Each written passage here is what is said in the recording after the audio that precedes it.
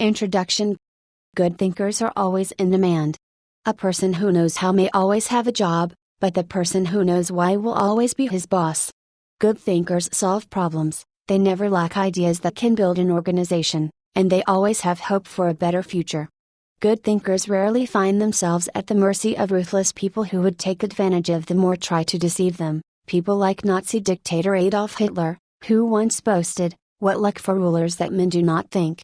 Those who develop the process of good thinking can rule themselves, even while under an oppressive ruler or in other difficult circumstances. In short, good thinkers are successful. I've studied successful people for 40 years, and though the diversity you find among them is astounding, I've found that they are all alike in one way: how they think. That is the one thing that separates successful people from unsuccessful ones. And here's the good news. How successful people think can be learned. If you change your thinking, you can change your life. Why you should change your thinking. It's hard to overstate the value of changing your thinking. Good thinking can do many things for you: generate revenue, solve problems, and create opportunities. It can take you to a whole new level, personally and professionally. It really can change your life.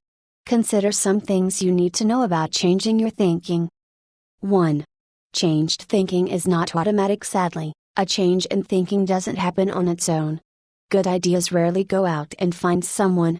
If you want to find a good idea, you must search for it. If you want to become a better thinker, you need to work at it, and once you begin to become a better thinker, the good ideas keep coming. In fact, the amount of good thinking you can do at any time depends primarily on the amount of good thinking you are already doing. 2. Changed thinking is difficult when you hear someone say, "Now this is just off the top of my head, expect dandruff." The only people who believe thinking is easy are those who don't habitually engage in it. Nobel Prize-winning physicist Albert Einstein, one of the best thinkers who ever lived, asserted, "Thinking is hard work, that's why so few do it." Because thinking is so difficult, you want to use anything you can to help you improve the process. 3. Changed thinking is worth the investment. Author Napoleon Hill observed, "More gold has been mined from the thoughts of man than has ever been taken from the earth." When you take the time to learn how to change your thinking and become a better thinker, you are investing in yourself. Gold mines tap out. Stock markets crash. Real estate investments can go sour. But a human mind with the ability to think well is like a diamond mine that never runs out. It's priceless. How to become a better thinker? Do you want to master the process of good thinking? Do you want to be a better thinker tomorrow than you are today? Then you need to engage in an ongoing process that improves your thinking. I recommend you do the following. 1. Expose yourself to good input. Good thinkers always prime the pump of ideas. They always look for things to get the thinking process started, because what you put in always impacts what comes out. Read books, review trade magazines, listen to tapes, and spend time with good thinkers. And when something intrigues you, whether it's someone else's idea or the seed of an idea that you've come up with yourself, keep it in front of you. Put it in writing and keep it somewhere in your favorite thinking place to stimulate your thinking. 2. Expose yourself to good thinkers. Spend time with the right people. As I worked on this section and bounced my ideas off of some key people, so that my thoughts would be stretched, I realized something about myself. All of the people in my life whom I consider to be close friends or colleagues are thinkers. Now, I love all people. I try to be kind to everyone I meet, and I desire to add value to as many people as I can through conferences, books, audio lessons, etc. But the people I seek out and choose to spend time with all challenge me with their thinking and their actions. They are constantly trying to grow and learn. That's true of my wife, Margaret, my close friends, and the executives who run my companies. Every one of them is a good thinker. The writer of Proverbs observed that sharp people sharpen one another, just as iron sharpens iron. If you want to be a sharp thinker, be around sharp people. 3. Choose to think good thoughts. To become a good thinker, you must become intentional about the thinking process. Regularly put yourself in the right place to think, shape, stretch, and land your thoughts. Make it a priority. Remember, thinking is a discipline. Recently I had breakfast with Dan Cathy, the president of Chick-fil-A, a fast food chain headquartered in the Atlanta area. I told him that I was working on this book and I asked him if he made thinking time a high priority. Not only did he say yes, but he told me about what he calls his thinking schedule. It helps him to fight the hectic pace of life that discourages intentional thinking. Dan says he sets aside time just to think for half a day every 2 weeks, for 1 whole day every month, and for 2 or 3 full days every year. Dan explains, "This helps me keep the main thing, since I am so easily distracted." You may want to do something similar, or you can develop a schedule and method of your own. No matter what you choose to do, go to your thinking place, take paper and pen, and make sure you capture your ideas in writing. 4. Act on your good thoughts. Ideas have a short shelf life. You must act on them before the expiration date. World War I flying ace Eddie Rickenbacker said it all when he remarked, "I can give you a 6-word formula for success: think things through, then follow through." 5. Allow your emotions to create another good thought to start the thinking process. You cannot rely on your feelings. In Failing Forward, I wrote that you can act your way into feeling long before you can feel your way into action. If you wait until you feel like doing something, you will likely never accomplish it. The same is true for thinking. You cannot wait until you feel like thinking to do it. However, I've found that once you engage in the process of good thinking, you can use your emotions to feed the process and create mental momentum. Try it for yourself. After you go through the disciplined process of thinking and enjoy some success, allow yourself to savor the moment and try writing the mental energy of that success. If you're like me, it's likely to spur additional thoughts and productive ideas. 6. Repeat the process. One good thought does not make a good life. The people who have one good thought and try to write it for an entire career often end up unhappy or destitute. They are the one-hit wonders, the one-book authors, the one-message speakers, the one-time inventors who spend their life struggling to protect or promote their single idea. Success comes to those who have an entire mountain of gold that they continually mine, not those who find one nugget and try to live on it for 50 years. To become someone who can mine a lot of gold, you need to keep repeating the process of good thinking. Putting yourself in the right place to think. Becoming a good thinker isn't overly complicated. It's a discipline. If you do the 6 things I have outlined, you will set yourself up for a lifestyle of better thinking. But what do you do to come up with specific ideas on a day-to-day basis? I want to teach you the process that I've used to discover and develop good thoughts. It's certainly not the only one that works, but it has worked well for me. 1. Find a place to think your thoughts. If you go to your designated place to think expecting to generate good thoughts, then eventually you will come up with some. Where is the best place to think? Everybody's different. Some people think best in the shower. Others, like my friend Dick Biggs, like to go to a park. For me, the best places to think are in my car, on planes, and in the spa. Ideas come to me in other places as well, such as when I'm in bed. I keep a special lighted writing pad on my nightstand for such times. I believe I often get thoughts because I make it a habit to frequently go to my thinking places. If you want to consistently generate ideas, you need to do the same thing. Find a place where you can think, and plan to capture your thoughts on paper so that you don't lose them. When I found a place to think my thoughts found a place in me. 2. Find a place to shape your thoughts. Rarely do ideas come fully formed and completely worked out. Most of the time, they need to be shaped until they have substance. As my friend Dan Ryland says, they have to stand the test of clarity and questioning. During the shaping time, you want to hold an idea up to strong scrutiny. Many times a thought that seemed outstanding late at night looks pretty silly in the light of day. Ask questions about your ideas. Fine-tune them. One of the best ways to do that is to put your thoughts in writing. Professor, college president, and U.S. Senator S.I. Hayakawa wrote, "Learning to write is learning to think." You don't know anything clearly unless you can state it in writing.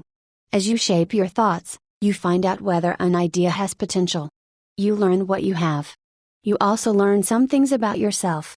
The shaping time thrills me because it embodies humor. The thoughts that don't work often provide comic relief. Humility, the moments when I connect with God owe me.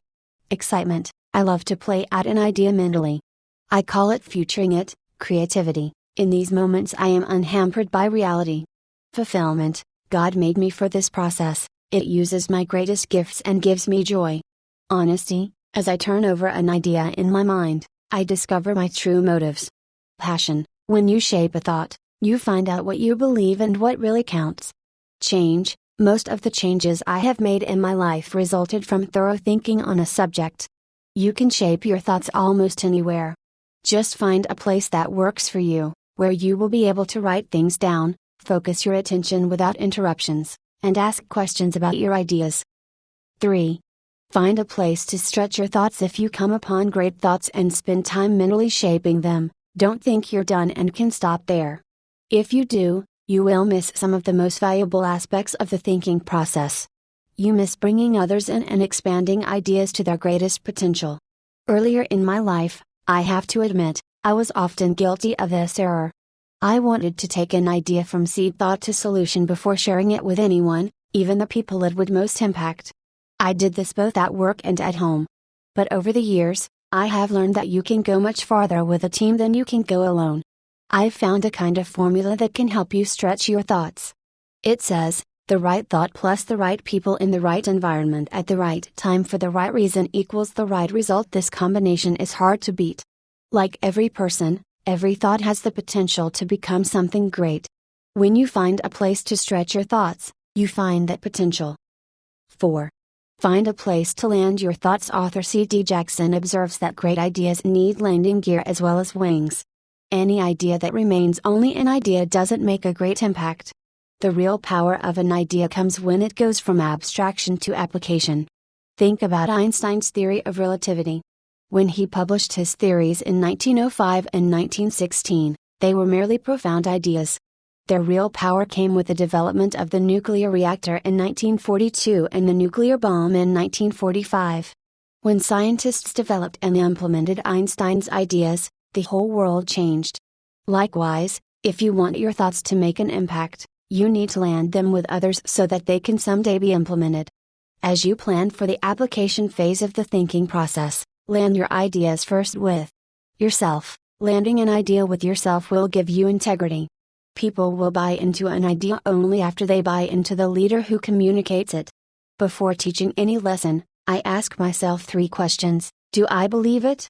Do I live it? Do I believe others should live it? If I can't answer yes to all 3 questions, then I haven't landed it. Key players, let's face it, no idea will fly if the influencers don't embrace it. After all, they are the people who carry thoughts from idea to implementation. Those most affected, landing thoughts with the people on the firing line will give you great insight. Those closest to changes that occur as a result of a new idea can give you a reality read. And that's important, because sometimes even when you've diligently completed the process of creating a thought, shaping it, and stretching it with other good thinkers, you can still miss the mark. 5. Find a place to fly your thoughts. French philosopher Henri Louis Bergson, who won the Nobel Prize in Literature in 1927, asserted that a person should think like a man of action, act like a man of thought. What good is thinking if it has no application in real life? Thinking divorced from actions cannot be productive. Learning how to master the process of thinking well leads you to productive thinking. If you can develop the discipline of good thinking and turn it into a lifetime habit, then you will be successful and productive all of your life. Once you've created, shaped, stretched, and landed your thoughts, then flying them can be fun and easy. Portrait of a good thinker. You often hear someone say that a colleague or friend is a good thinker, but that phrase means something different to everyone. To one person it may mean having a high IQ, while to another it could mean knowing a bunch of trivia or being able to figure out who done it when reading a mystery novel. I believe that good thinking isn't just one thing. It consists of several specific thinking skills. Becoming a good thinker means developing those skills to the best of your ability. It doesn't matter whether you were born rich or poor. It doesn't matter if you have a 3rd grade education or possess a PhD. It doesn't matter if you suffer from multiple disabilities or you're the picture of health. No matter what your circumstances, you can learn to be a good thinker. All you must do is be willing to engage in the process every day. In Built to Last, Jim Collins and Jerry Porras describe what it means to be a visionary company, the kind of company that epitomizes the pinnacle of American business. They describe those companies this way: one, a visionary company is like a great work of art. Think of Michelangelo's scenes from Genesis on the ceiling of the Sistine Chapel or his statue of David. Think of a great and enduring novel like Huckleberry Finn or Crime and Punishment. Think of Beethoven's Ninth Symphony or Shakespeare's Henry V. Think of a beautifully designed building, like the masterpieces of Frank Lloyd Wright or Ludwig Mies van der Rohe. You can't point to any one single item that makes the whole thing work. It's the entire work, all the pieces working together to create an overall effect that leads to enduring greatness. Good thinking is similar. You need all the thinking pieces to become the kind of person who can achieve great things. Those pieces include the following 11 skills: seeing the wisdom of big picture thinking, unleashing the potential of focused thinking, discovering the joy of creative thinking, recognizing the importance of realistic thinking, releasing the power of strategic thinking, feeling the energy of possibility thinking, embracing the lessons of reflective thinking, questioning the acceptance of popular thinking, encouraging the participation of shared thinking, experiencing the satisfaction of unselfish thinking, enjoying the return of bottom line thinking. As you read the chapters dedicated to each kind of thinking, you will discover that they do not try to tell you what to think, they attempt to teach you how to think. As you become acquainted with each skill, you will find that some you do well, others you don't. Learn to develop each of those kinds of thinking, and you will become a better thinker. Master all that you can, including the process of shared thinking, which helps you compensate for your weak areas, and your life will change. 1. Cultivate big picture thinking. Where success is concerned, people are not measured in inches, or pounds, or college degrees, or family background. They are measured by the size of their thinking. David Schwartz. Big picture thinking can benefit any person in any profession. When somebody like Jack Welch tells a employee that the ongoing relationship with the customer is more important than the sale of an individual product, he's reminding them of the big picture. When two parents are fed up with potty training, poor grades, or fender benders, and one reminds the other that the current difficult time is only a temporary season, then they benefit from thinking big picture. Real estate developer Donald Trump quipped, "You have to think anyway, so why not think big?" Big picture thinking brings wholeness and maturity to a person's thinking. It brings perspective. It's like making the frame of a picture bigger, in the process expanding not only what you can see, but what you are able to do. Spend time with big picture thinkers, and you will find that they learn continually. Big picture thinkers are never satisfied with what they already know. They are always visiting new places, reading new books, meeting new people, learning new skills. And because of that practice, they often are able to connect the unconnected. They are lifelong learners. To help me maintain a learner's attitude, I spend a few moments every morning thinking about my learning opportunities for the day. As I review my calendar and to-do list, knowing whom I will meet that day, what I will read, which meetings I will attend, I note where I am most likely to learn something.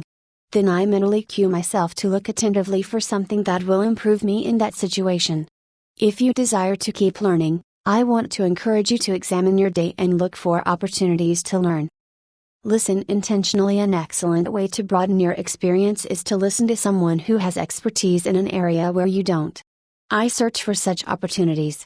One year one spoke to about 900 coaches and scouts at the Senior Bowl, where graduating football players participate in their last college game.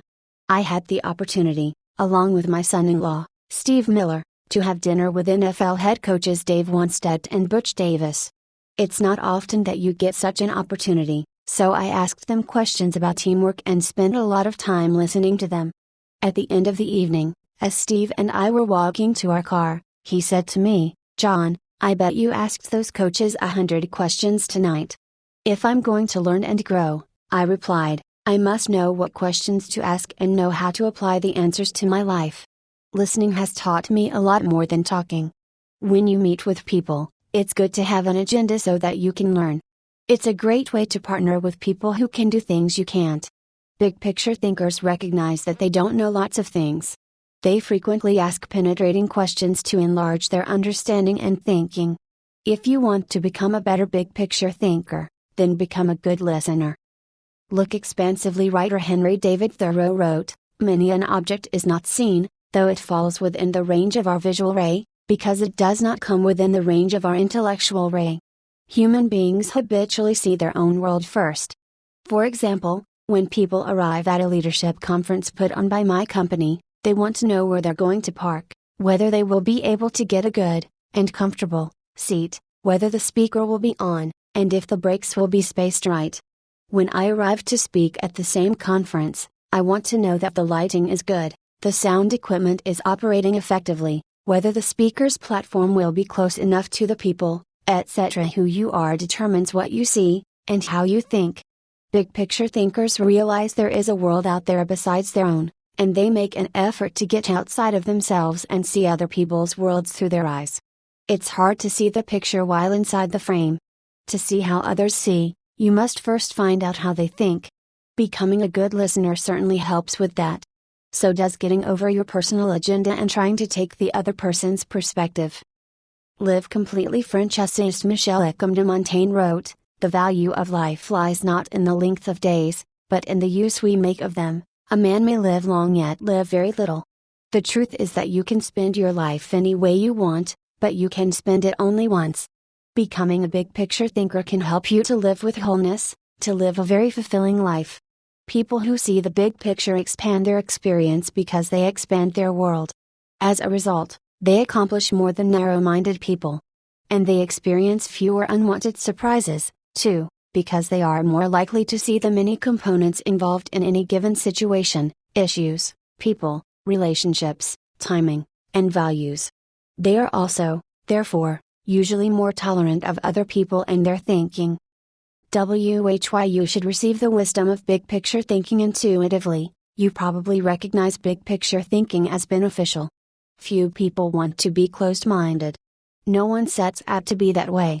But just in case you're not completely convinced, consider several specific reasons why you should make the effort to become a better big picture thinker.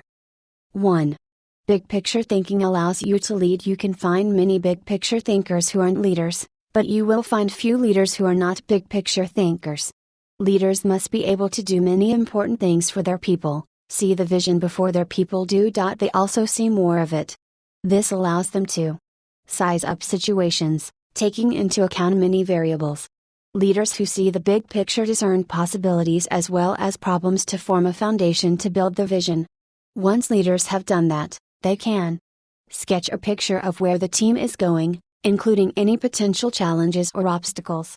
The goal of leaders shouldn't be merely to make their people feel good, but to help them be good and accomplish the dream.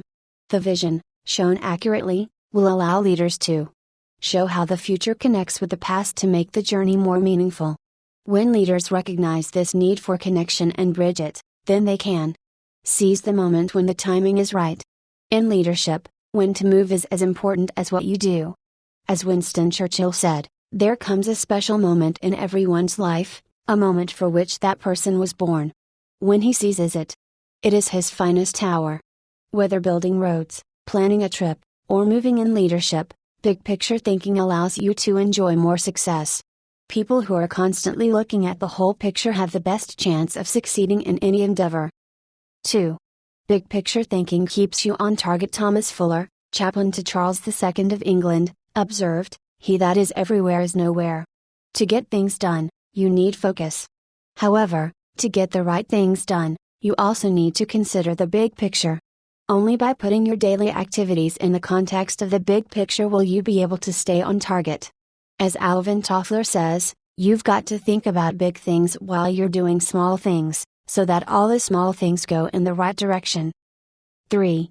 Big picture thinking allows you to see what others see. One of the most important skills you can develop in human relations is the ability to see things from the other person's point of view. It's one of the keys to working with clients, satisfying customers, maintaining a marriage, rearing children, helping those who are less fortunate, etc. All human interactions are enhanced by the ability to put yourself in another person's shoes. How? Look beyond yourself, your own interests, and your own world. When you work to consider an issue from every possible angle, examine it in the light of another's history, discover the interests and concerns of others, and try to set aside your own agenda, you begin to see what others see. And that is a powerful thing. 4.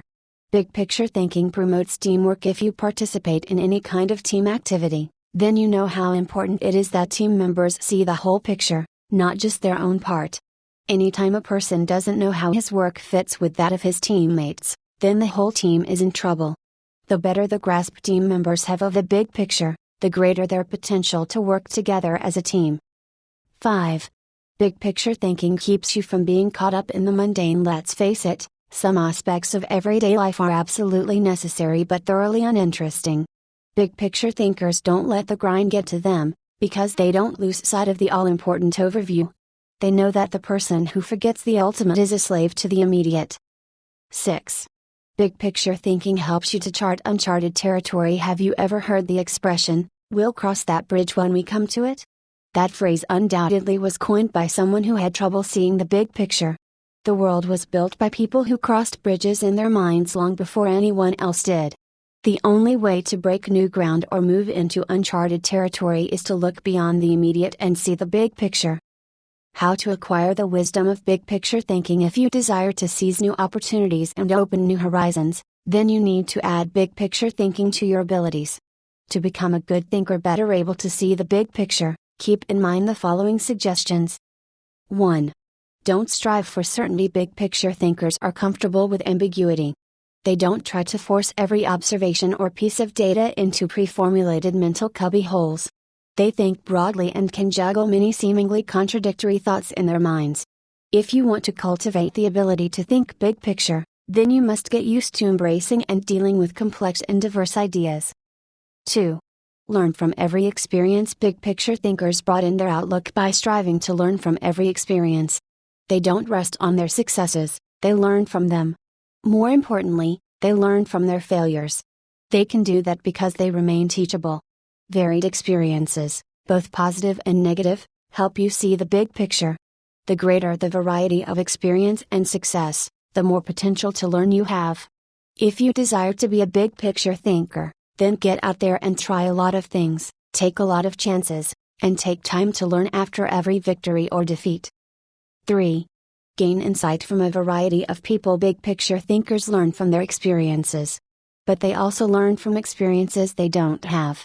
That is, they learn by receiving insight from others, from customers, employees, colleagues, and leaders. If you desire to broaden your thinking and see more of the big picture, then seek out counselors to help you. But be wise in whom you ask for advice. Gaining insight from a variety of people doesn't mean stopping anyone and everyone in hallways and grocery store lines and asking what they think about a given subject. Be selective. Talk to people who know and care about you, who know their field, and who bring experience deeper and broader than your own. 4. Give yourself permission to expand your world. If you want to be a big picture thinker, you will have to go against the flow of the world. Society wants to keep people in boxes. Most people are married mentally to the status quo. They want what was, not what can be. They seek safety and simple answers. To think big picture, you need to give yourself permission to go a different way, to break new ground, to find new worlds to conquer. And when your world does get bigger, you need to celebrate. Never forget there is more out there in the world than what you've experienced.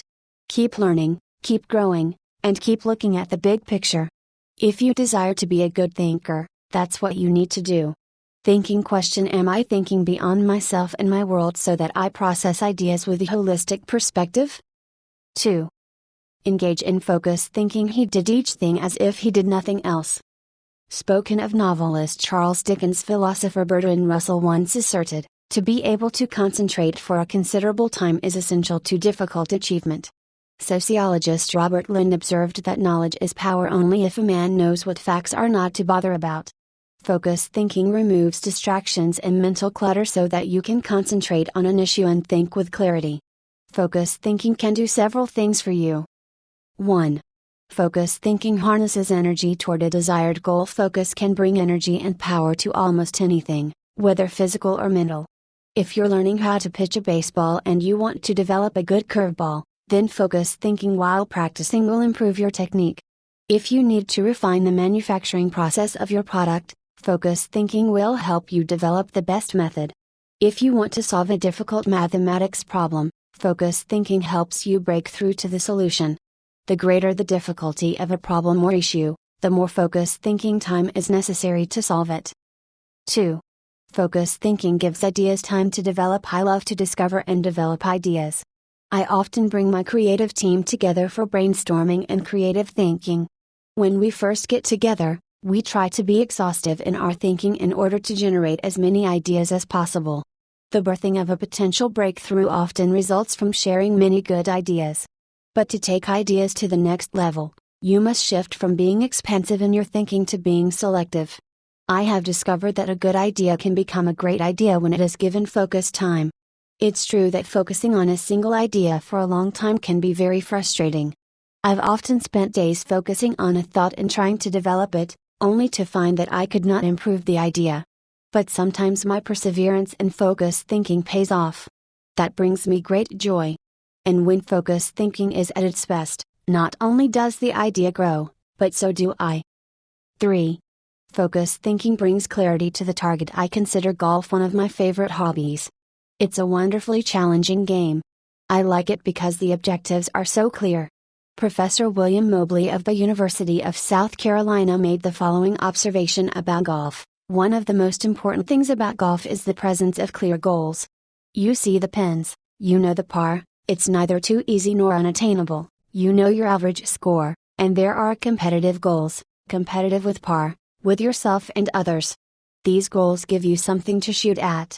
In work, as in golf, goals motivate.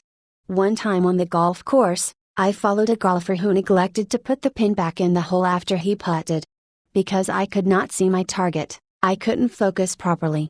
My focus quickly turned to frustration, and to poor play. To be a good golfer, a person needs to focus on a clear target. The same is true in thinking. Focus helps you to know the goal, and to achieve it. 4. Focused thinking will take you to the next level. No one achieves greatness by becoming a generalist. You don't hone a skill by diluting your attention to its development. The only way to get to the next level is to focus. No matter whether your goal is to increase your level of play, sharpen your business plan, improve your bottom line, develop your subordinates, or solve personal problems, you need to focus. Author Harry A. Overstreet observed, "The immature mind hops from one thing to another, the mature mind seeks to follow through." Where should you focus your thinking? Does every area of your life deserve dedicated, focused thinking time? Of course, the answer is no. Be selective, not exhaustive, in your focused thinking. For me, that means dedicating in-depth thinking time to 4 areas: leadership, creativity, communication, and intentional networking. Your choices will probably differ from mine. Here are a few suggestions to help you figure them out. Identify your priorities first. Take into account your priorities, for yourself, your family, and your team. Author, consultant, and award-winning thinker Edward de Bono quipped, "A conclusion is the place where you get tired of thinking." Unfortunately, many people land on priorities based on where they run out of steam. You certainly don't want to do that. Nor do you want to let others set your agenda. There are many ways to determine priorities. If you know yourself well, begin by focusing on your strengths, the things that make best use of your skills and God-given talents. You might also focus on what brings the highest return and reward. Do what you enjoy most and do best. You could use the 80-20 rule. Give 80% of your effort to the top 20%, most important, activities. Another way is to focus on exceptional opportunities that promise a huge return. It comes down to this: give your attention to the areas that bear fruit.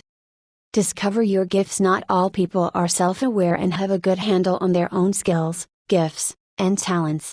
They are a little like the comic strip character Charlie Brown. One day after striking out in a baseball game, he says, "Rats. I'll never be a big league player. I just don't have it. All my life I've dreamed of playing in the big leagues, but I'll never make it." To which Lucy replies, "Charlie Brown, you're thinking too far ahead. What you need to do is set more immediate goals for yourself." For a moment, Charlie Brown sees a ray of hope. "Immediate goals?" he says. "Yes," answers Lucy. "Start with the next inning. When you go out to pitch, see if you can walk out to the mound without falling down." I've met many individuals who grew up in a household full of Lucy's. They received little encouragement or affirmation, and as a result seem at a loss for direction. If you have that kind of background, you need to work extra hard to figure out what your gifts are. Take a personality profile such as DISC or Myers-Briggs. Interview positive friends and family members to see where they think you shine. Spend some time reflecting on past successes.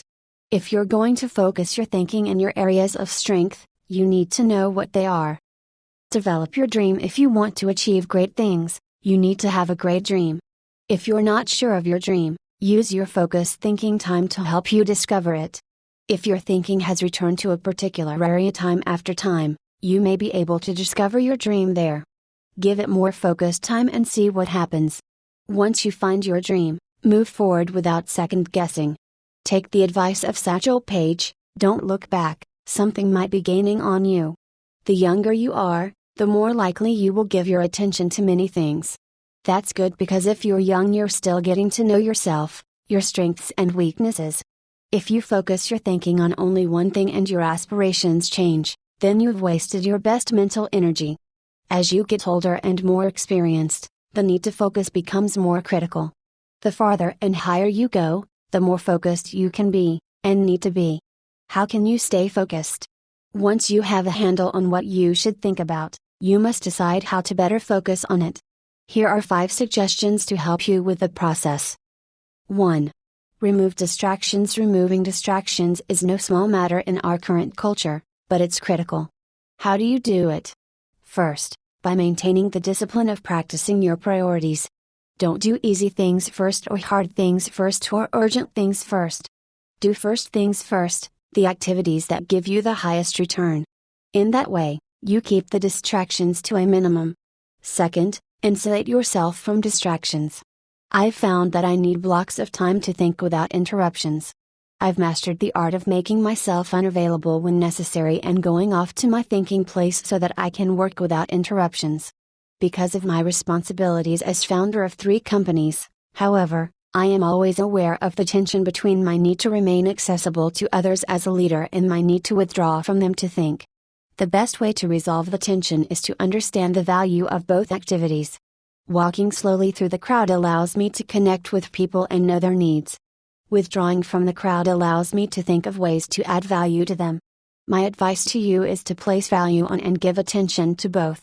If you naturally withdraw, then make sure to get out among people more often. If you're always on the go and rarely withdraw for thinking time, then remove yourself periodically so that you can unleash the potential of focused thinking. And wherever you are, be there. 2. Make time for focused thinking. Once you have a place to think, you need the time to think. Because of the fast pace of our culture, people tend to multitask. But that's not always a good idea. Switching from task to task can cost you up to 40% efficiency. According to researchers, if you're trying to accomplish many things at the same time, you'll get more done by focusing on one task at a time, not by switching constantly from one task to another. 2 years ago I realized that my best thinking time occurs in the morning. Whenever possible, I reserve my mornings for thinking and writing. One way to gain time for focused thinking is to impose upon yourself a rule that one company implemented. Don't allow yourself to look at email until after 10 a.m. Instead, focus your energies on your number 1 priority. Put non-productive time wasters on hold so that you can create thinking time for yourself. 3. Keep items of focus before you. Ralph Waldo Emerson, the great transcendental thinker, believed, concentration is the secret of strength in politics, in war, in trade, in short, in all management of human affairs. To help me concentrate on the things that matter, I work to keep important items before me. One way is to ask my assistant, Linda Eggers, to keep bringing it up, asking me about it, giving me additional information in reference to it. I'll also keep a file or page on my desk so that I see it every day as I work. That strategy has successfully helped me for 30 years to stimulate and sharpen ideas. If you've never done it, I recommend that you try it. I'll tell you more about it in the section on reflective thinking. 4. Set goals. I believe goals are important. The mind will not focus until it has clear objectives. But the purpose of goals is to focus your attention and give you direction, not to identify a final destination. As you think about your goals, Note that they should be clear enough to be kept in focus, close enough to be achieved, helpful enough to change lives. Those guidelines will get you going. And be sure to write down your goals. If they're not written, I can almost guarantee that they're not focused enough. And if you really want to make sure they're focused, take the advice of David Belasco, who says, "If you can't write your idea on the back of my business card, you don't have a clear idea." Even if you look back years from now and think your goals were too small, they will have served their purpose, if they provide you with direction. 5. Question your progress. Take a good look at yourself from time to time to see whether you are actually making progress. That is the most accurate measure of whether you are making the best use of focused thinking. Ask yourself, am I seeing a return for my investment of focused thinking time? Is what I am doing getting me closer to my goals? Am I headed in a direction that helps me to fulfill my commitments, maintain my priorities, and realize my dreams? What are you giving up to go up? No one can go to the highest level and remain a generalist. My dad used to say, find the one thing you do well and don't do anything else. I've found that to do well at a few things, I have had to give up many things. As I worked on this chapter, I spent some time reflecting on the kinds of things I've given up. Here are the main ones. I can't know everyone. I love people, and I'm outgoing. Put me into a room full of people, and I feel energized. So it goes against my grain to restrict myself from spending time with lots of people. To compensate for that, I've done a couple of things. First, I've chosen a strong inner circle of people. They not only provide tremendous professional help, but they also make life's journey much more pleasant. Second, I ask certain friends to catch me up on what's happening in the lives of other friends. I usually do that when I'm traveling and can't block out the time I would need for focused thinking. I can't do everything. There are only a few exceptional opportunities in any person's lifetime. That's why I strive for excellence in a few things rather than a good performance in many. That's cost me. Because of my workload, I also have to skip doing many things that I would love to do. For example, every week I hand off projects that I think would be fun to do myself. I practice the 10-80-10 principle with the people to whom I'm delegating a task. I help with the first 10% by casting vision, laying down parameters, providing resources, and giving encouragement. Then once they've done the middle 80%, I come alongside them again and help them take whatever it is the rest of the way, if I can.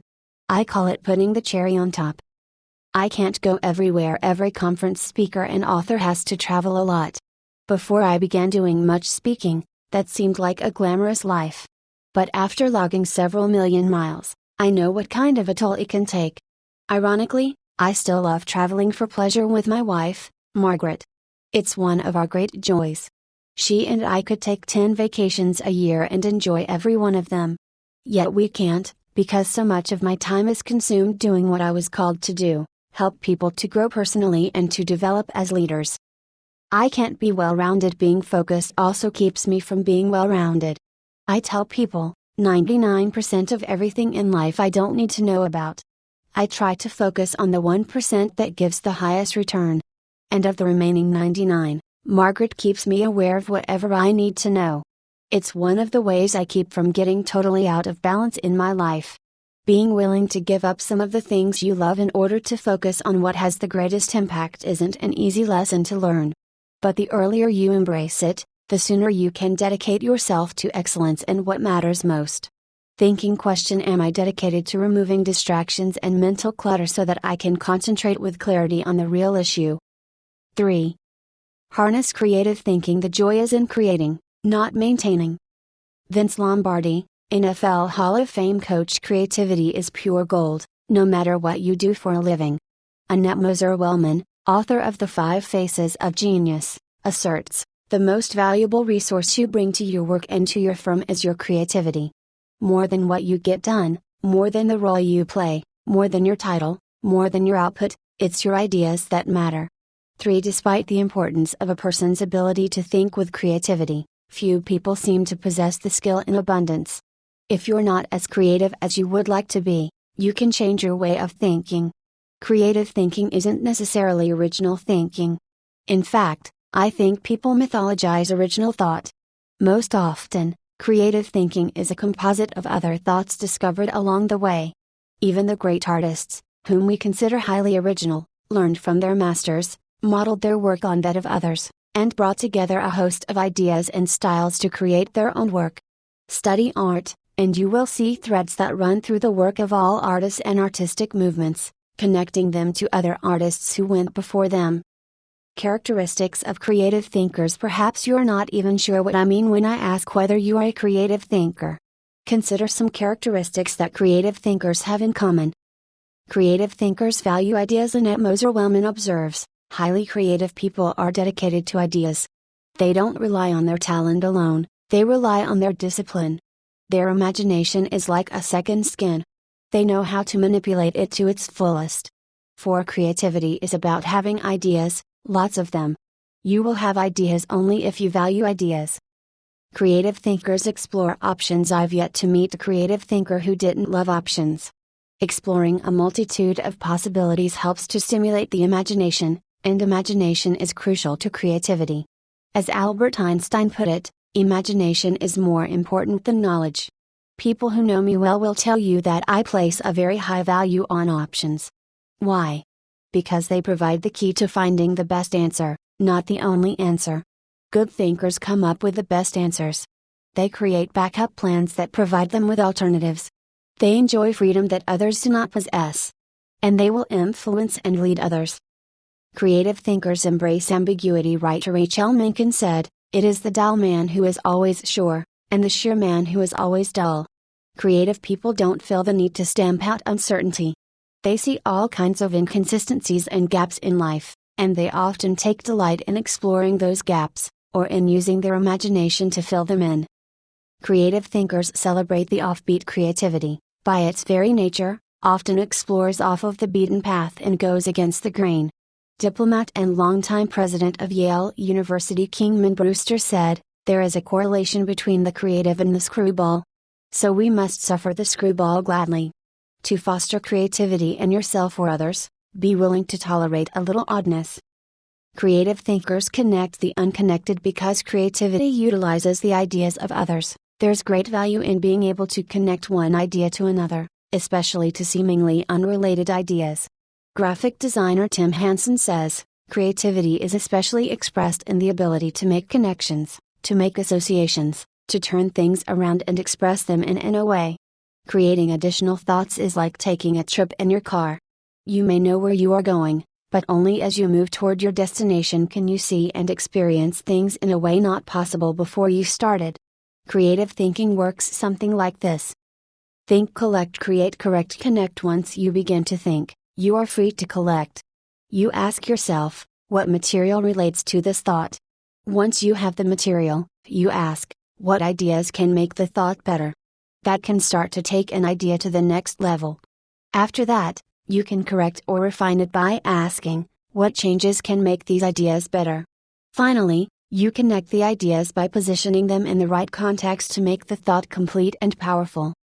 Creative thinkers don't fear failure. Creativity demands the ability to be unafraid of failure because creativity equals failure.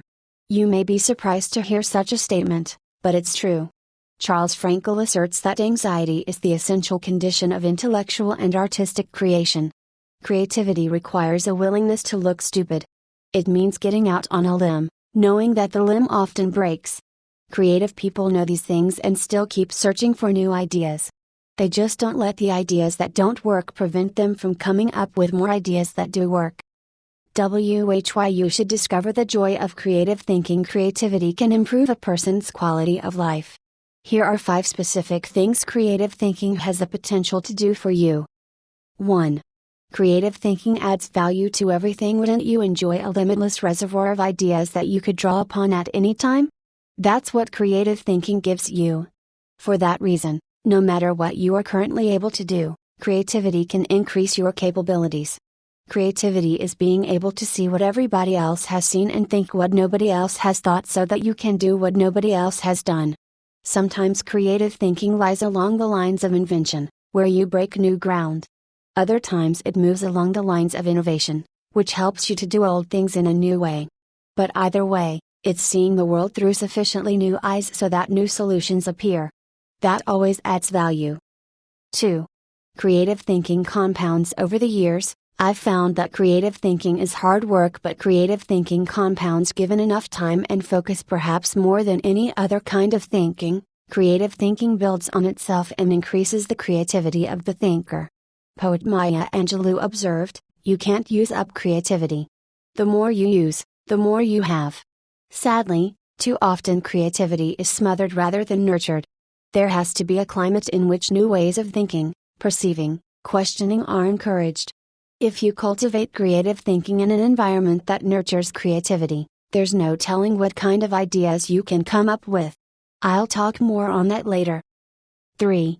Creative thinking draws people to you and your ideas. Creativity is intelligence having fun. People admire intelligence, and they are always attracted to fun, so the combination is fantastic. If anyone could be said to have fun with his intelligence, it was Leonardo da Vinci. The diversity of his ideas and expertise staggers the mind. He was a painter, architect, sculptor, anatomist, musician, inventor, and engineer. The term Renaissance man was coined because of him. Just as people were drawn to da Vinci and his ideas during the Renaissance, they are drawn to creative people today. If you cultivate creativity, you will become more attractive to other people, and they will be drawn to you. 4. Creative thinking helps you learn more. Author and creativity expert Tony Zielinski says, "Creativity is the joy of not knowing it all." The joy of not knowing it all refers to the realization that we seldom, if ever, have all the answers. We always have the ability to generate more solutions to just about any problem. Being creative is being able to see or imagine a great deal of opportunity to life's problems. Creativity is having options. 5. It almost seems too obvious to say, but if you are always actively seeking new ideas, you will learn. Creativity is teachability.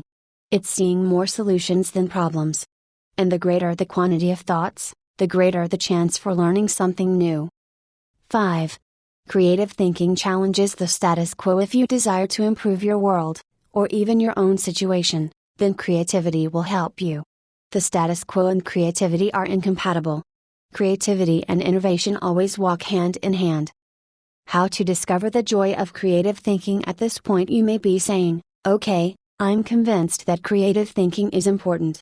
But how do I find the creativity within me? How do I discover the joy of creative thought?" Here are 5 ways to do it. 1. Remove creativity killers. Economics professor and humor author Stephen Leacock said, "Personally, I would sooner have written Alice in Wonderland than the whole Encyclopedia Britannica." He valued the warmth of creativity over cold facts.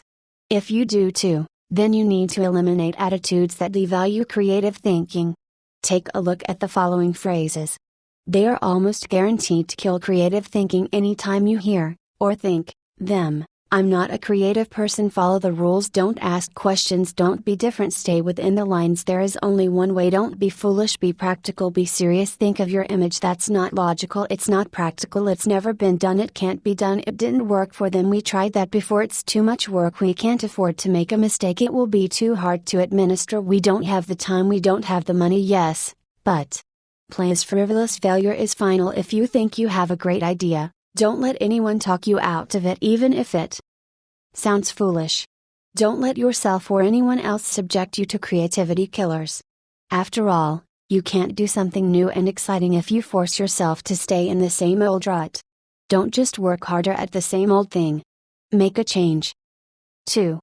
Think creatively by asking the right questions. Creativity is largely a matter of asking the right questions. Management trainer Sir Anthony J. said, "The uncreative mind can spot wrong answers, but it takes a creative mind to spot wrong questions." Wrong questions shut down the process of creative thinking. They direct thinkers down the same old path, or they chide them into believing that thinking isn't necessary at all. To stimulate creative thinking, ask yourself questions such as, why must it be done this way? What is the root problem? What are the underlying issues? What does this remind me of? What is the opposite? What metaphor or symbol helps to explain it? Why is it important? What's the hardest or most expensive way to do it? Who has a different perspective on this? What happens if we don't do it at all? You get the idea, and you can probably come up with better questions yourself. Physicist Tom Hershfield observed, "If you don't ask, Why this? Often enough, somebody will ask, why you? If you want to think creatively, you must ask good questions. You must challenge the process. 3. Develop a creative environment. Charlie Brower said, a new idea is delicate. It can be killed by a sneer or a yawn, it can be stabbed to death by a quip and worried to death by a frown on the right man's brow. Negative environments kill thousands of great ideas every minute. A creative environment, on the other hand, becomes like a greenhouse where ideas get seeded, sprout up, and flourish.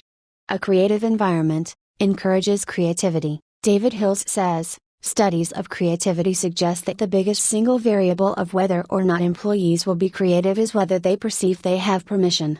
When innovation and good thinking are openly encouraged and rewarded, then people see that they have permission to be creative. Places a high value on trust among team members and individuality. Creativity always risks failure. That's why trust is so important to creative people. In the creative process, trust comes from people working together, from knowing that people on the team have experience launching successful, creative ideas, and from the assurance that creative ideas won't go to waste, because they will be implemented. Embraces those who are creative. Creative people celebrate the offbeat. How should creative people be treated? I take the advice of Tom Peters, weed out the dullards, nurture the nuts. I do that by spending time with them, which I enjoy anyway. I especially like to pull people into brainstorming sessions. People look forward to an invitation to such meetings because the time will be filled with energy, ideas, and laughter. And the odds are high that a new project, seminar, or business strategy will result. When that happens, they also know a party's coming. Focuses on innovation, not just invention. Sam Weston, creator of the popular action figure G.I. Joe, said, truly groundbreaking ideas are rare, but you don't necessarily need one to make a career out of creativity. My definition of creativity is the logical combination of two or more existing elements that result in a new concept.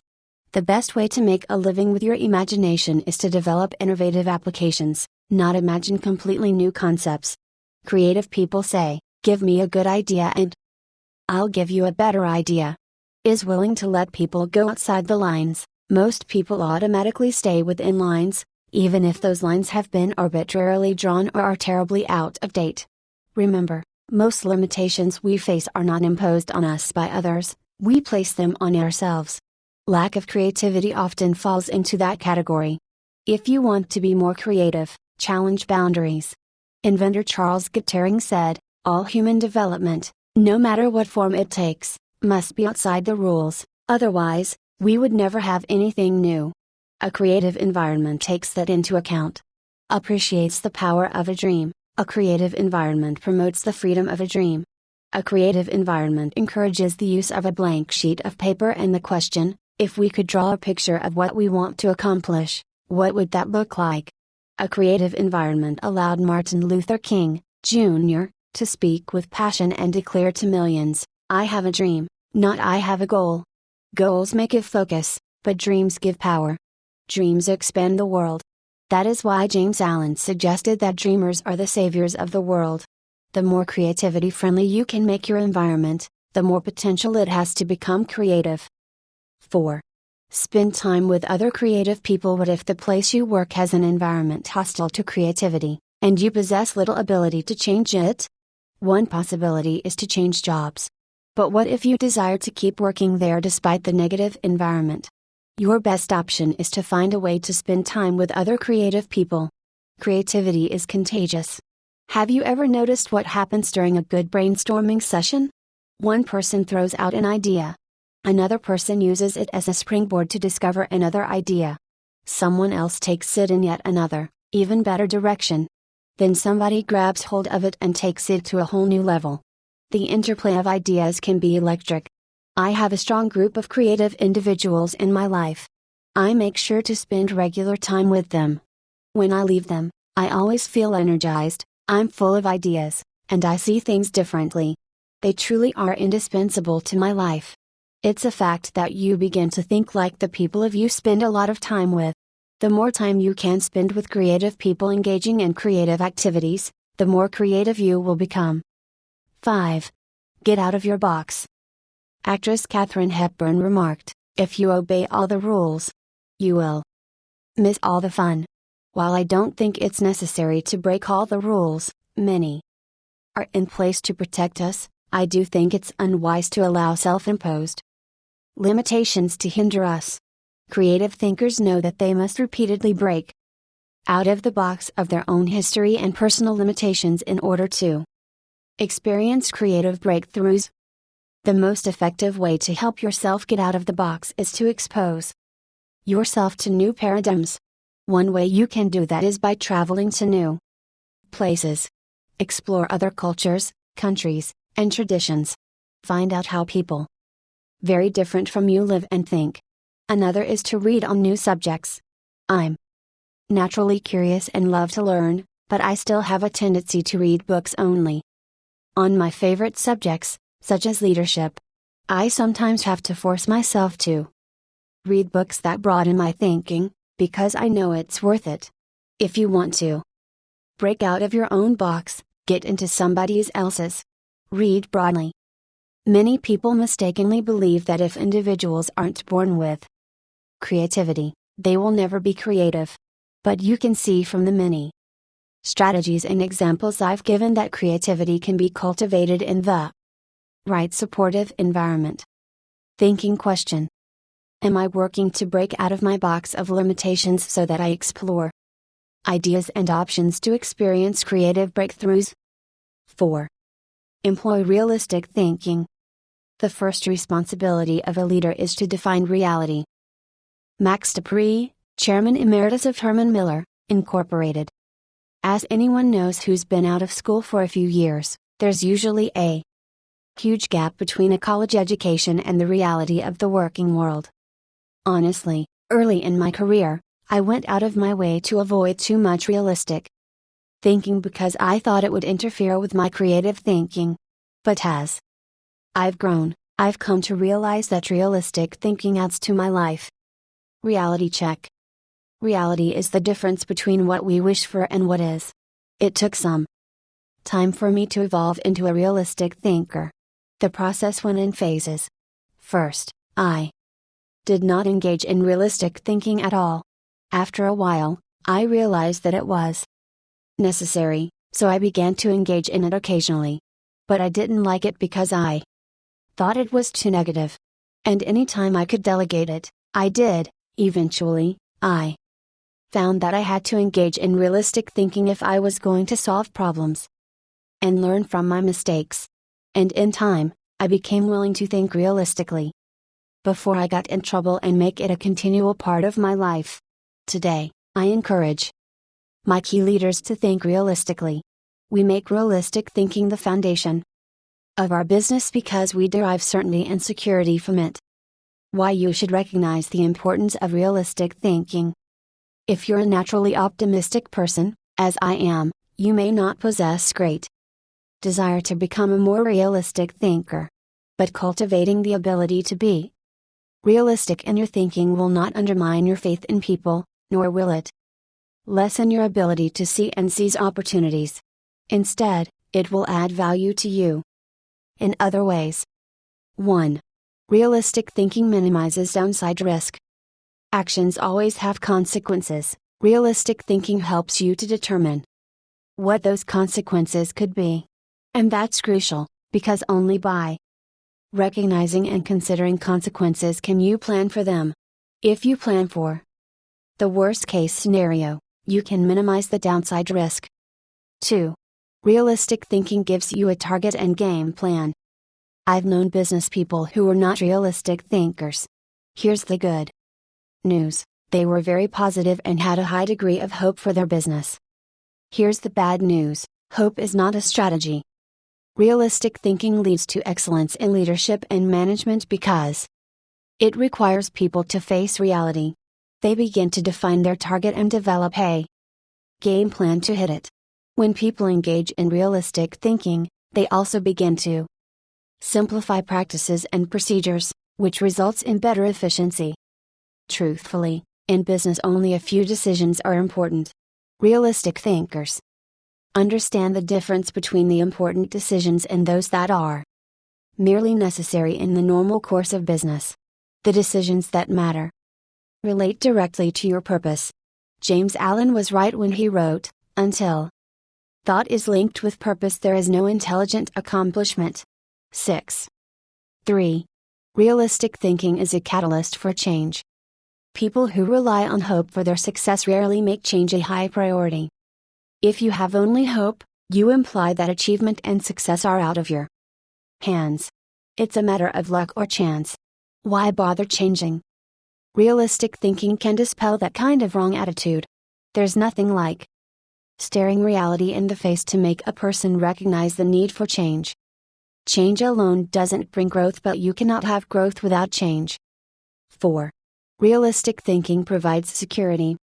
Anytime you have thought through the worst that can happen and you have developed contingency plans to meet it, you become more confident and secure. It's reassuring to know that you are unlikely to be surprised. Disappointment is the difference between expectations and reality. Realistic thinking minimizes the difference between the two. 5. Realistic thinking gives you credibility. Realistic thinking helps people to buy into the leader and his or her vision. Leaders continually surprised by the unexpected soon lose credibility with their followers. On the other hand, leaders who think realistically and plan accordingly position their organizations to win. That gives their people confidence in them. The best leaders ask realistic questions before casting vision. They ask themselves things like, is it possible? Does this dream include everyone or just a few? Have I identified and articulated the areas that will make this dream difficult to achieve? 6. Realistic thinking provides a foundation to build on. Thomas Edison observed, the value of a good idea is in using it. The bottom line on realistic thinking is that it helps you to make an idea usable by taking away the wish factor. Most ideas and efforts don't accomplish their intended results because they rely too much on what we wish rather than what is. You can't build a house in midair, it needs a solid foundation. Ideas and plans are the same. They need something concrete on which to build. Realistic thinking provides that solid foundation. 7. Realistic thinking is a friend to those in trouble. If creativity is what you would do if you were unafraid of the possibility of failure, then reality is dealing with failure if it does happen. Realistic thinking gives you something concrete to fall back on during times of trouble, which can be very reassuring. Certainty in the midst of uncertainty brings stability. 8. Realistic thinking brings the dream to fruition. British novelist John Galsworthy wrote, "Idealism increases in direct proportion to one's distance from the problem. If you don't get close enough to a problem, you can't tackle it. If you don't take a realistic look at your dream and what it will take to accomplish it, you will never achieve it." Realistic thinking helps to pave the way for bringing any dream to fruition. How to recognize the importance of realistic thinking. Because I'm naturally optimistic rather than realistic, I've had to take concrete steps to improve my thinking in this area. Here are 5 things I do to improve my realistic thinking. 1. Develop an appreciation for truth. I could not develop as a realistic thinker until I gained an appreciation for realistic thinking. And that means learning to look at and enjoy truth. President Harry S. Truman said, "I never give 'em hell. I just tell the truth and they think it is hell." That's the way many people react to truth. People tend to exaggerate their success and minimize their failures or deficiencies. They live according to Ruckert's law, believing there is nothing so small that it can't be blown out of proportion. Unfortunately, many people today could be described by a quote from Winston Churchill: "Men occasionally stumble over the truth, but most pick themselves up and hurry off as if nothing has happened." More recently, television journalist Ed Koppel observed, "Our society finds truth too strong a medicine to digest undiluted. In its purest form, truth is not a polite tap on the shoulder. It is a howling reproach. In other words, the truth will set you free. But first it will make you angry." if you want to become a realistic thinker. However, you need to get comfortable dealing with the truth and face up to it. 2. Do your homework. The process of realistic thinking begins with doing your homework. You must first get the facts. Former Governor, Congressman, and Ambassador Chester Bowles said, when you approach a problem, strip yourself of preconceived opinions and prejudice, assemble and learn the facts of the situation, make the decision which seems to you to be the most honest, and then stick to it. It doesn't matter how sound your thinking is if it's based on faulty data or assumptions. You can't think well in the absence of facts, or in the presence of poor information. You can also find out what others have done in similar circumstances. Remember, your thinking doesn't necessarily have to be original, it just has to be solid. Why not learn all that you can from good thinkers who have faced similar situations in the past? Some of my best thinking has been done by others. 3. Think through the pros and cons. There's nothing like taking the time to really examine the pros and cons of an issue to give you a strong dose of reality. It rarely comes down to simply choosing the course of action with the greatest number of pros, because all pros and cons did not carry equal weight. But that's not the value of the exercise. Anyway. Rather, it helps you to dig into the facts, examine an issue from many angles, and really count the cost of a possible course of action. 4. Picture the worst case scenario. The essence of realistic thinking is discovering, picturing, and examining the worst case scenario. Ask yourself questions such as: what if sales fall short of projections? What if revenue hits rock bottom? Not an optimist's rock bottom, but a real rock bottom. What if we don't win the account? What if the client doesn't pay us? What if we have to do the job shorthanded? What if our best player gets sick? What if all the colleges reject my application? What if the market goes belly up? What if the volunteers quit? What if nobody shows up? You get the idea. The point is that you need to think about worst case possibilities whether you are running a business, leading a department, pastoring a church, coaching a team, or planning your personal finances. Your goal isn't to be negative or to expect the worst, just to be ready for it in case it happens. That way, you give yourself the best chance for a positive result, no matter what. If you picture the worst case and examine it honestly, then you really have experienced a reality check. You're ready for anything. As you do that, take the advice of Charles Hull, who advised, deliberate with caution, but act with decision, and yield with graciousness or oppose with firmness. 5. Align your thinking with your resources. One of the keys to maximizing realistic thinking is aligning your resources with your objectives. Looking at pros and cons and examining worst case scenarios will make you aware of any gaps between what you desire and what really is. Once you know what those gaps are, you can use your resources to fill them. After all, that's what resources are for. Super Bowl, Superdome, Super Security. Our country received lessons in realistic thinking following the tragedy of September 11, 2001. The destruction of the World Trade Center buildings in New York City far surpassed any worst-case scenarios that anyone might have envisioned. In the wake of that event, we now find that we don't have the luxury of avoiding or neglecting realistic thinking. I was reminded of that on Sunday, February 3, 2002, when I attended the Super Bowl in New Orleans, Louisiana. I had been to the big game twice before to root for the home team, first San Diego and later Atlanta, and had seen both teams lose. But I had never been to a game like this. The occasion had been designated a national security special event. That meant that the U.S. Secret Service would be overseeing it, military personnel would work with local law enforcement, and security would be of the highest caliber. The Secret Service brought in several hundred agents and secured the area. In preparation for the game, Access to the Superdome was highly restricted, with intensified screening. Officials blocked off roads, closed the nearby interstate, and designated the area a no-fly zone. We arrived early at the dome. Officials suggested fans arrive up to 5 hours ahead of game time, and we immediately saw evidence of the precautionary measures. 8-foot fences surrounded the whole area, and concrete barriers prevented unauthorized vehicles from getting close to the building. We could see sharpshooters positioned at various locations, including on the roof of some adjacent buildings.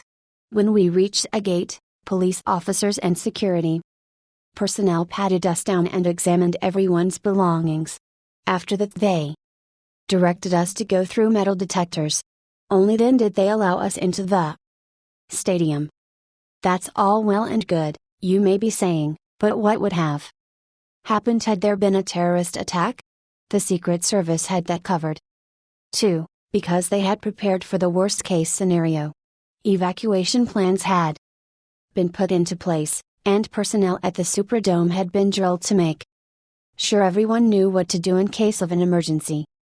New Orleans Mayor Mark Morial said the day before the Super Bowl, "We want to send a message to all visitors that New Orleans is going to be the safest place in America." 7. We got the message. We didn't feel the least bit worried. That's what happens when leaders recognize the importance of realistic thinking. Thinking question: am I building a solid mental foundation on facts so that I can think with certainty? 5. Utilize strategic thinking. Most people spend more time planning their summer vacation than planning their lives. Source unknown. When you hear the words strategic thinking, what comes to mind? Do visions of business plans dance in your head? Do you conjure up marketing plans, the kind that can turn a company around? Perhaps you contemplate global politics. Or you recall some of history's greatest military campaigns, Hannibal crossing the Alps to surprise the Roman army, Charlemagne's conquest of Western Europe, or the Allies' D-Day invasion of Normandy. Perhaps, but strategy doesn't have to be restricted to military action, or even to business. Strategic thinking can make a positive impact on any area of life. Plan your life, live your plan. I've observed that most people try to plan their lives one day at a time. They wake up, make up their to-do list, and dive into action, although some people aren't even that strategic. Fewer individuals plan their lives 1 week at a time. They review their calendar for the week, check their appointments, review their goals, and then get to work. They generally out-achieve most of their daily planning colleagues. I try to take planning one step further.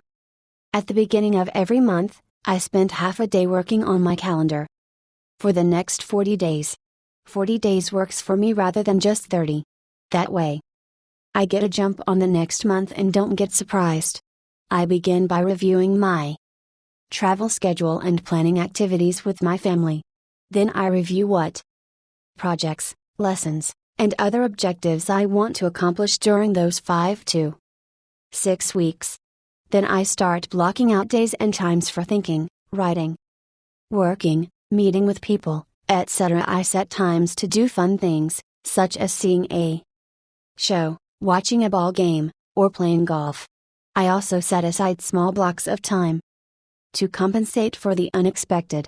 By the time I'm done, I can tell you nearly everything I'll be doing, almost hour by hour, during the coming weeks. This strategy is one of the reasons I have been able to accomplish much. Why you should release the power of strategic thinking. Strategic thinking helps me to plan, to become more efficient, to maximize my strengths, and to find the most direct path toward achieving any objective. The benefits of strategic thinking are numerous. Here are a few of the reasons you should adopt it as one of your thinking tools. 1. Strategic thinking simplifies the difficult. Strategic thinking is really nothing more than planning on steroids. Spanish novelist Miguel de Cervantes said, The man who is prepared has his battle half fought. Strategic thinking takes complex issues and long-term objectives, which can be very difficult to address, and breaks them down into manageable sizes. Anything becomes simpler when it has a plan. Strategic thinking can also help you simplify the management of everyday life. I do that by using systems, which are nothing more than good strategies. Repeated. I am well known among pastors and other speakers for my filing system. Writing a lesson or speech can be difficult. But because I use my system to file quotes, stories, and articles, when I need something to flesh out or illustrate a point, I simply go to one of my 1,200 files and find a good piece of material that works. Just about any difficult task can be made simpler with strategic thinking. 2. Strategic thinking prompts you to ask the right questions. Do you want to break down complex or difficult issues? Then ask questions. Strategic thinking forces you through this process. Take a look at the following questions developed by my friend Bob Beal, the author of Master Planning. 8. Direction: what should we do next? Why? Organization: who is responsible for what? Who is responsible for whom? Do we have the right people in the right places? Cash: what is our projected income, expense, net? Can we afford it? How can we afford it? Tracking: are we on target? Overall evaluation: are we achieving the quality we expect and demand of ourselves? Refinement: how can we be more effective and more efficient, move toward the ideal? These may not be the only questions you need to ask to begin formulating a strategic plan, but they are certainly a good start. 3. Strategic thinking prompts customization.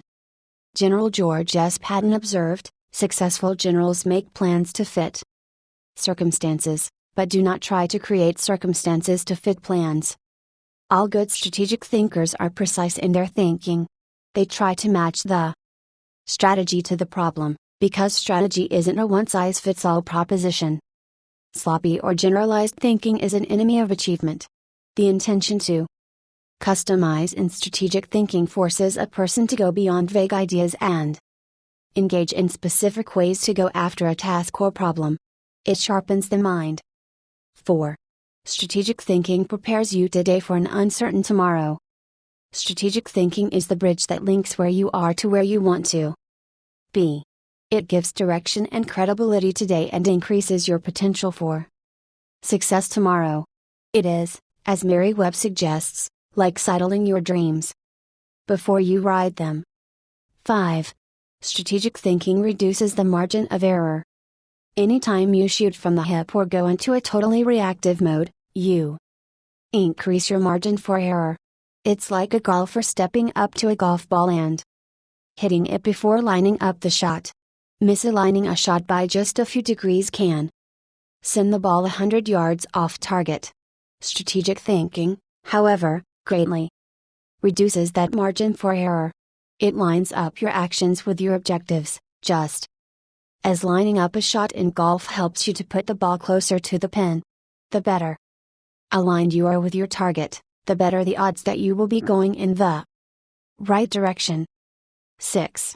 Strategic thinking gives you influence with others. One executive confided in another, "Our company has a short-range plan and a long-range plan. Our short-range plan is to stay afloat long enough to make it to our long-range plan." That's hardly a strategy, yet that's the position where some business leaders put themselves. There's more than one problem with neglecting strategic thinking in that way. Not only does it fail to build the business, but it also loses the respect of everyone involved with the business. The one with the plan is the one with the power. It doesn't matter in what kind of activity you're involved. Employees want to follow the business leader with a good business plan. Volunteers want to join the pastor with a good ministry plan. Children want to be with the adult who has the well thought out vacation plan. If you practice strategic thinking, others will listen to you and they will want to follow you. If you possess a position of leadership in an organization, strategic Thinking is essential. How to release the power of strategic thinking. To become a better strategic thinker able to formulate and implement plans that will achieve the desired objective, take the following guidelines to heart. 1. Break down the issue. The first step in strategic thinking is to break down an issue into smaller, more manageable parts so that you can focus on them more effectively. How you do it is not as important as just doing it. You might break an issue down by function. That's what automotive innovator Henry Ford did when he created the assembly line, and that's why he said, nothing is particularly hard if you divide it into small jobs. How you break down an issue is up to you, whether it's by function, timetable, responsibility, purpose, or some other method. The point is that you need to break it down. Only one person in a million can juggle the whole thing in his head and think strategically to create solid, viable plans. 2. Ask why before how. When most people begin using strategic thinking to solve a problem or plan a way to meet an objective, they often make the mistake of jumping the gun and trying immediately to figure out how to accomplish it. Instead of asking how, they should first ask why. If you jump right into problem-solving mode, how are you going to know all the issues? Eugene G. Grace says, thousands of engineers can design bridges, calculate strains and stresses, and draw up specifications for machines, but the great engineer is the man who can't tell whether the bridge or the machine should be built at all, where it should be built, and when. Asking why helps you to think about all the reasons for decisions. It helps you to open your mind to possibilities and opportunities. The size of an opportunity often determines the level of resources and effort that you must invest. Big opportunities allow for big decisions. If you jump to how too quickly, you might miss that. 3. Identify the real issues and objectives. William Feather, author of The Business of Life, said, before it can be solved, a problem must be clearly defined. Too many people rush to solutions, and as a result they end up solving the wrong problem. To avoid that, ask probing questions to expose the real issues. Challenge all of your assumptions. Collect information even after you think you've identified the issue. You may still have to act with incomplete data, but you don't want to jump to a conclusion before you gather enough information to begin identifying the real issue. Begin by asking, what else could be the real issue? You should also remove any personal agenda, more than almost anything else, that can cloud your judgment. Discovering your real situation and objectives is a major part of the battle. Once the real issues are identified, the solutions are often simple. 4. Review your resources. I already mentioned how important it is to be aware of your resources, but it bears repeating. A strategy that doesn't take into account resources is doomed to failure. Take an inventory. How much time do you have? How much money? What kinds of materials, supplies, or inventory do you have? What are your other assets? What liabilities or obligations will come into play? Which people on the team can make an impact? You know your own organization and profession. Figure out what resources you have at your disposal. 5. Develop your plan. How you approach the planning process depends greatly on your profession and the size of the challenge that you are planning to tackle, so it's difficult to recommend many specifics. However, no matter how you go about planning, take this advice: start with the obvious. When you tackle an issue or plan that way, it brings unity and consensus to the team, because everyone sees those things. Obvious elements build mental momentum and initiate creativity and intensity. The best way to create a road to the complex is to build on the fundamentals. 6. Put the right people in the right place. It's critical that you include your team as part of your strategic thinking. Before you can implement your plan, you must make sure that you have the right people in place. Even the best strategic thinking won't help if you don't take into account the people part of the equation. Look at what happens if you miscalculate. Wrong person, problems instead of potential. Wrong place, frustration instead of fulfillment. Wrong plan, grief instead of growth. Everything comes together, however, when you put together all three elements: the right person, the right place, and the right plan. 7. Keep repeating the process. My friend Molan Hendricks remarked, strategic thinking is like showering, you have to keep doing it. If you expect to solve any major problem once, you are in for disappointment. Little things can be won easily through systems and personnel discipline. But major issues need major strategic thinking time. What Ain Yost said is really true: the will to win is worthless if you do not have the will to prepare. If you want to be an effective strategic thinker, then you need to become a continuous strategic thinker.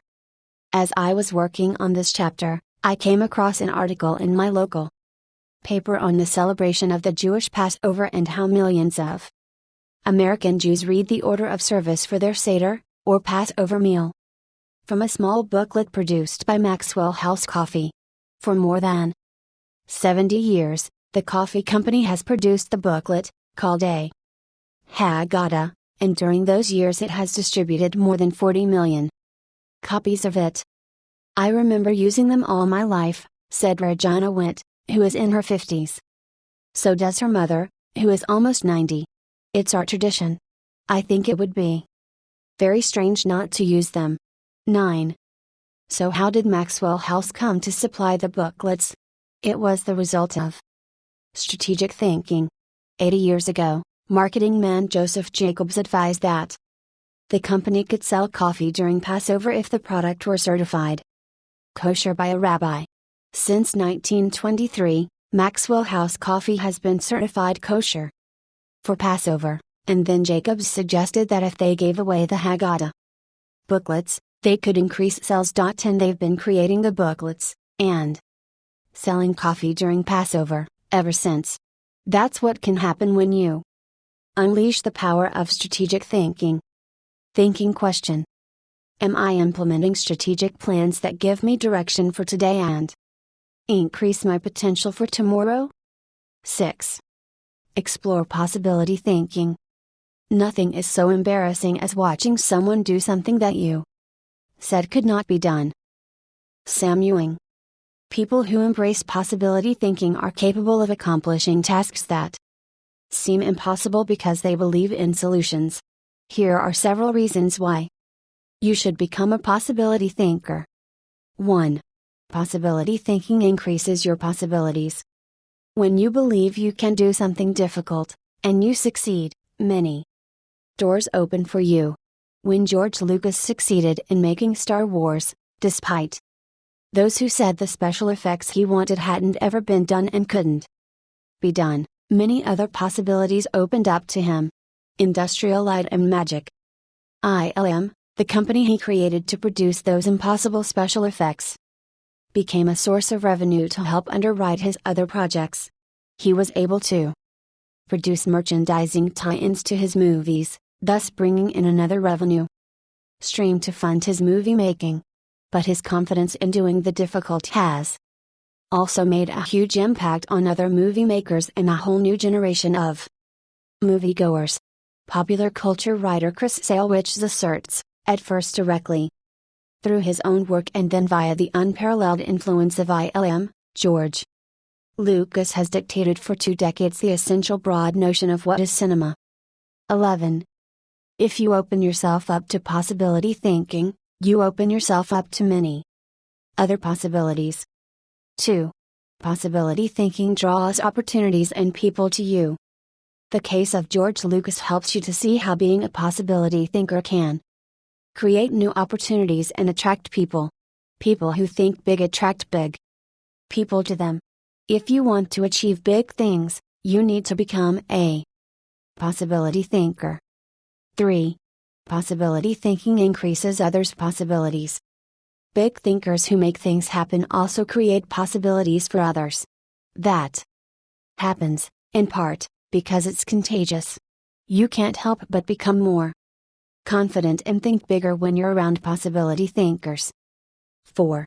Possibility thinking allows you to dream big dreams.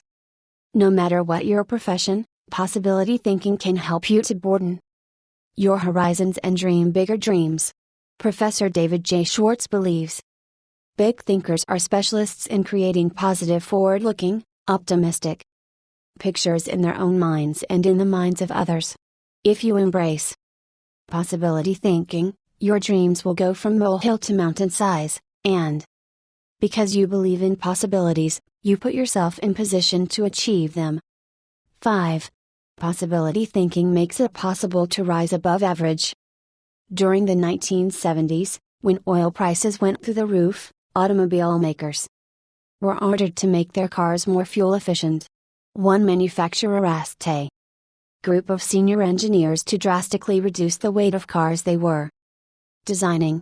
They worked on the problem and searched for solutions, but they finally concluded that making lighter cars couldn't be done, would be too expensive, and would present too many safety concerns. They couldn't get out of the rut of their average thinking. What was the automaker's solution? They gave the problem to a group of less experienced engineers. The new group found ways to reduce the weight of the company's automobiles by hundreds of pounds. Because they thought that solving the problem was possible, it was. Every time you remove the label of impossible from a task, you raise your potential from average to off the charts. 6. Possibility thinking gives you energy. A direct correlation exists between possibility thinking and the level of a person's energy. Who gets energized by the prospect of losing? If you know something can't succeed, how much time and energy are you willing to give it? Nobody goes looking for a lost cause. You invest yourself in what you believe can succeed. When you embrace possibility thinking, you believe in what you're doing, and that gives you energy. 7. Possibility thinking keeps you from giving up. Above all, possibility thinkers believe they can succeed. Dennis Waitley, author of The Psychology of Winning, says, the winners in life think constantly in terms of I can, I will, and I am. Losers, on the other hand, concentrate their waking thoughts on what they should have done, or what they don't do. If you believe you can't do something, then it doesn't matter how hard you try, because you've already lost. If you believe you can do something, you have already won much of the battle. One of the people who showed himself to be a great possibility thinker in 2001 was New York Mayor Rudy Giuliani.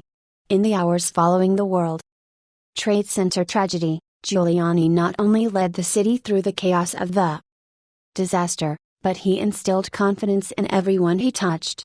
Afterward, he gave some insight and perspective on his experience. I was so proud of the people I saw on the street. No chaos, but they were frightened and confused, and it seemed to me that they needed to hear from my heart where I thought we were going. I was trying to think, where can I go for some comparison to this, some lessons about how to handle it. So I started thinking about Churchill, started thinking that we're going to have to rebuild the spirit of the city, and what better example than Churchill and the people of London during the Blitz in 1940, who had to keep up their spirit during this sustained bombing? It was a comforting thought.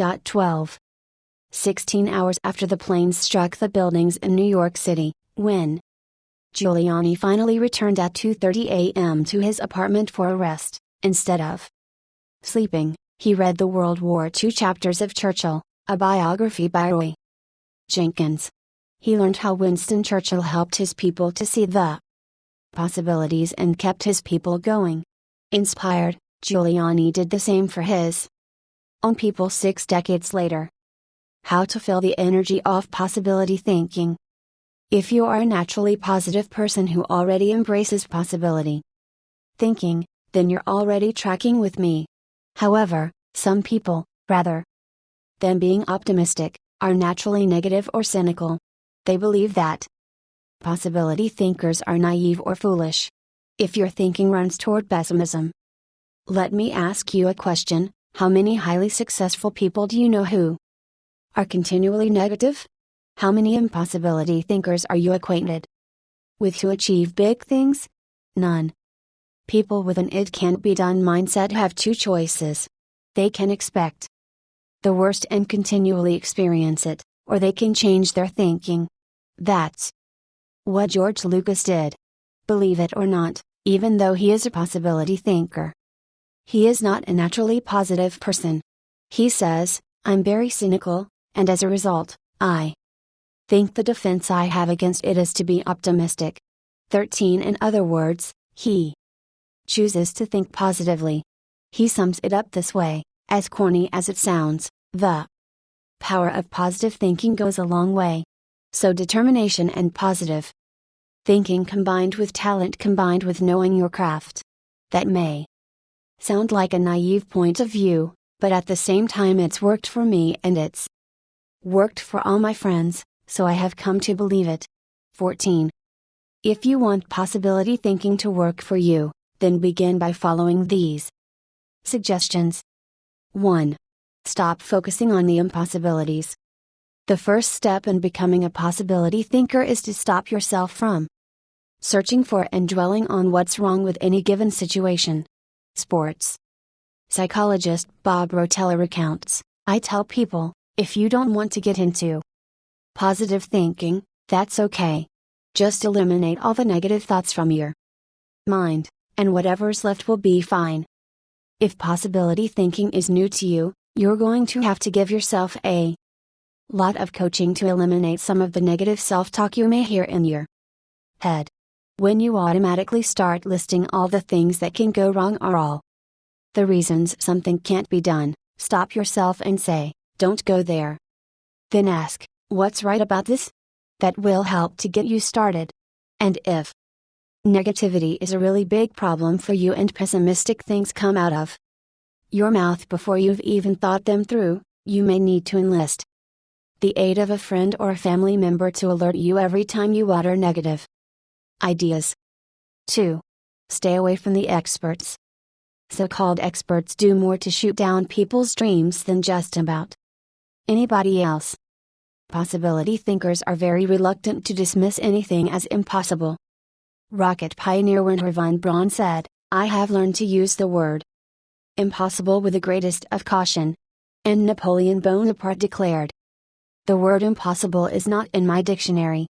If you feel you must take the advice of an expert, however, then heed the words of John Andrew Holmes, who asserted, "Never tell a young person that something cannot be done. God may have been waiting centuries for somebody ignorant enough of the impossible to do that thing." If you want to achieve something, give yourself permission to believe it is possible, no matter what experts might say. 3. Look for possibilities in every situation. Becoming a possibility thinker is more than just refusing to let yourself be negative. It's something more. It's looking for positive possibilities despite the circumstances. I recently heard Don Soderquist, former president of Walmart, tell a wonderful story that illustrates how a person can find positive possibilities in any situation. Soderquist had gone with Sam Walton to Huntsville, Alabama, to open several new stores. While there, Walton suggested they visit the competition.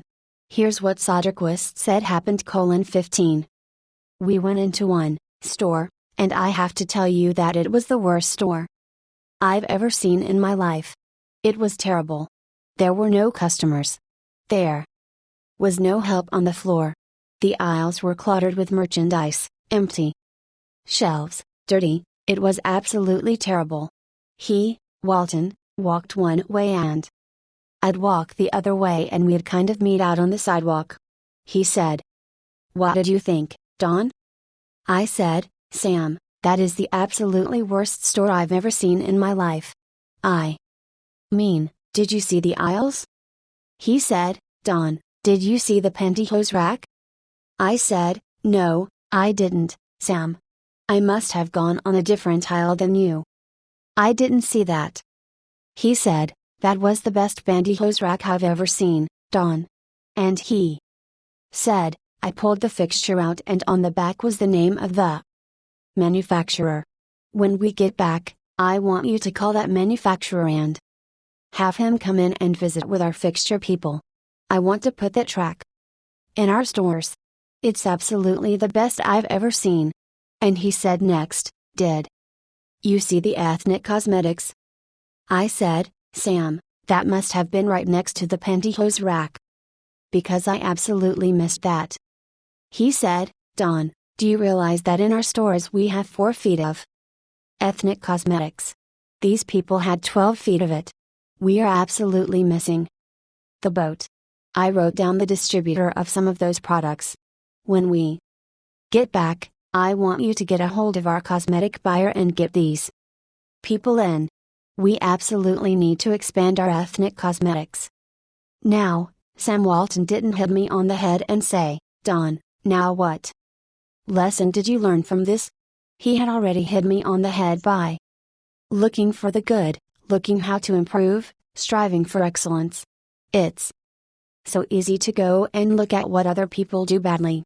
But one of the leadership characteristics of vision that he showed me, and I'll never forget it, is look for the good in what other people are doing and apply it.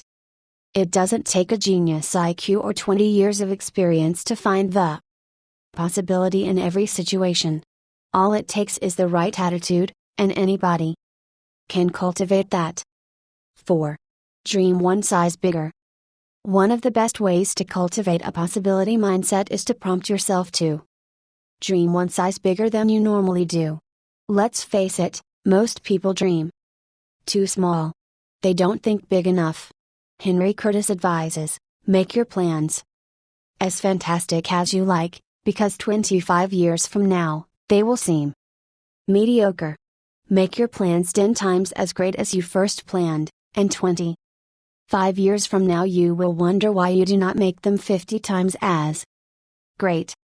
If you push yourself to dream more expansively, to imagine your organization one size bigger, to make your goals at least a step beyond what makes you comfortable, you will be forced to grow. And it will set you up to believe in greater possibilities. 5. Question the status quo. Most people want their lives to keep improving, yet they value peace and stability at the same time. People often forget that you can improve and still stay the same. Growth means change. Change requires challenging the status quo. If you want greater possibilities, you can't settle for what you have now. When you become a possibility thinker, you will face many people who will want you to give up your dreams and embrace the status quo. Achievers refuse to accept the status quo. As you begin to explore greater possibilities for yourself, your organization, or your family, and others challenge you for it, take comfort in knowing that right now as you read this, other possibility thinkers across the country and around the world are thinking about curing cancer, developing new energy sources, feeding hungry people, and improving quality of life. They are challenging the status quo against the odds, and you should, too. 6. Find inspiration from great achievers. You can learn a lot about possibility thinking by studying great achievers. I mentioned George Lucas in this chapter. Perhaps he doesn't appeal to you, or you don't like the movie industry. Personally, I'm not a big science fiction fan. But I admire Lucas as a thinker, creative visionary, and business person. Find some achievers you admire and study them. Look for people with the attitude of Robert F. Kennedy, who popularized George Bernard Shaw's stirring statement. Some men see things as they are and say, why? I dream of things that never were, and say, why not? I know possibility thinking isn't in style with many people. So call it what you like: the will to succeed, belief in yourself, confidence in your ability, faith. It's really true, people who believe they can't, don't. But if you believe you can, you can. That's the power of possibility thinking. Thinking question: am I unleashing the enthusiasm of possibility thinking to find solutions for even seemingly impossible situations? 7. Learn from reflective thinking. To doubt everything or to believe everything are two equally convenient solutions, both dispense with the necessity of reflection. Jules Henri Poincaré. Copyright. The pace of our society does not encourage reflective thinking. Most people would rather act than think. Now, don't get me wrong. I'm a person of action. I have very high energy and I like to see things accomplished. But I'm also a reflective thinker. Reflective thinking is like the crock-pot of the mind. It encourages your thoughts to simmer until they're done. As I go through this process, my goal is to reflect so that I might learn from my successes and mistakes, discover what I should try to repeat, and determine what I should change. It is always a valuable exercise. By mentally visiting past situations, you can think with greater understanding. 1. Reflective thinking gives you true perspective. When our children were young and still lived at home, we used to take them on wonderful vacations every year. When we got home, they always knew that I was going to ask them two questions: what did you like best? And what did you learn? It didn't matter whether we went to Walt Disney World or Washington, D.C. I always asked those questions. Why? Because I wanted them to reflect on their experiences. Children don't naturally grasp the value, or cost, of an experience unless prompted. They take things for granted. I wanted my children to appreciate our trips and to learn from them. When you reflect, you are able to put an experience into perspective. You are able to evaluate its timing. And you are able to gain a new appreciation for things that before went unnoticed. Most people are able to recognize the sacrifices of their parents or other people only when they become parents themselves. That's the kind of perspective that comes with reflection. 2. Reflective thinking gives emotional integrity to your thought life. Few people have good perspective in the heat of an emotional moment. Most individuals who enjoy the thrill of an experience try to go back and recapture it without first trying to evaluate it. It's one of the reasons our culture produces so many thrill seekers. Likewise, those who survive a traumatic experience usually avoid similar situations at all costs, which sometimes ties them into emotional knots. Reflective thinking enables you to distance yourself from the intense emotions of particularly good or bad experiences and see them with fresh eyes. You can see the thrills of the past in the light of emotional maturity and examine tragedies in the light of truth and logic.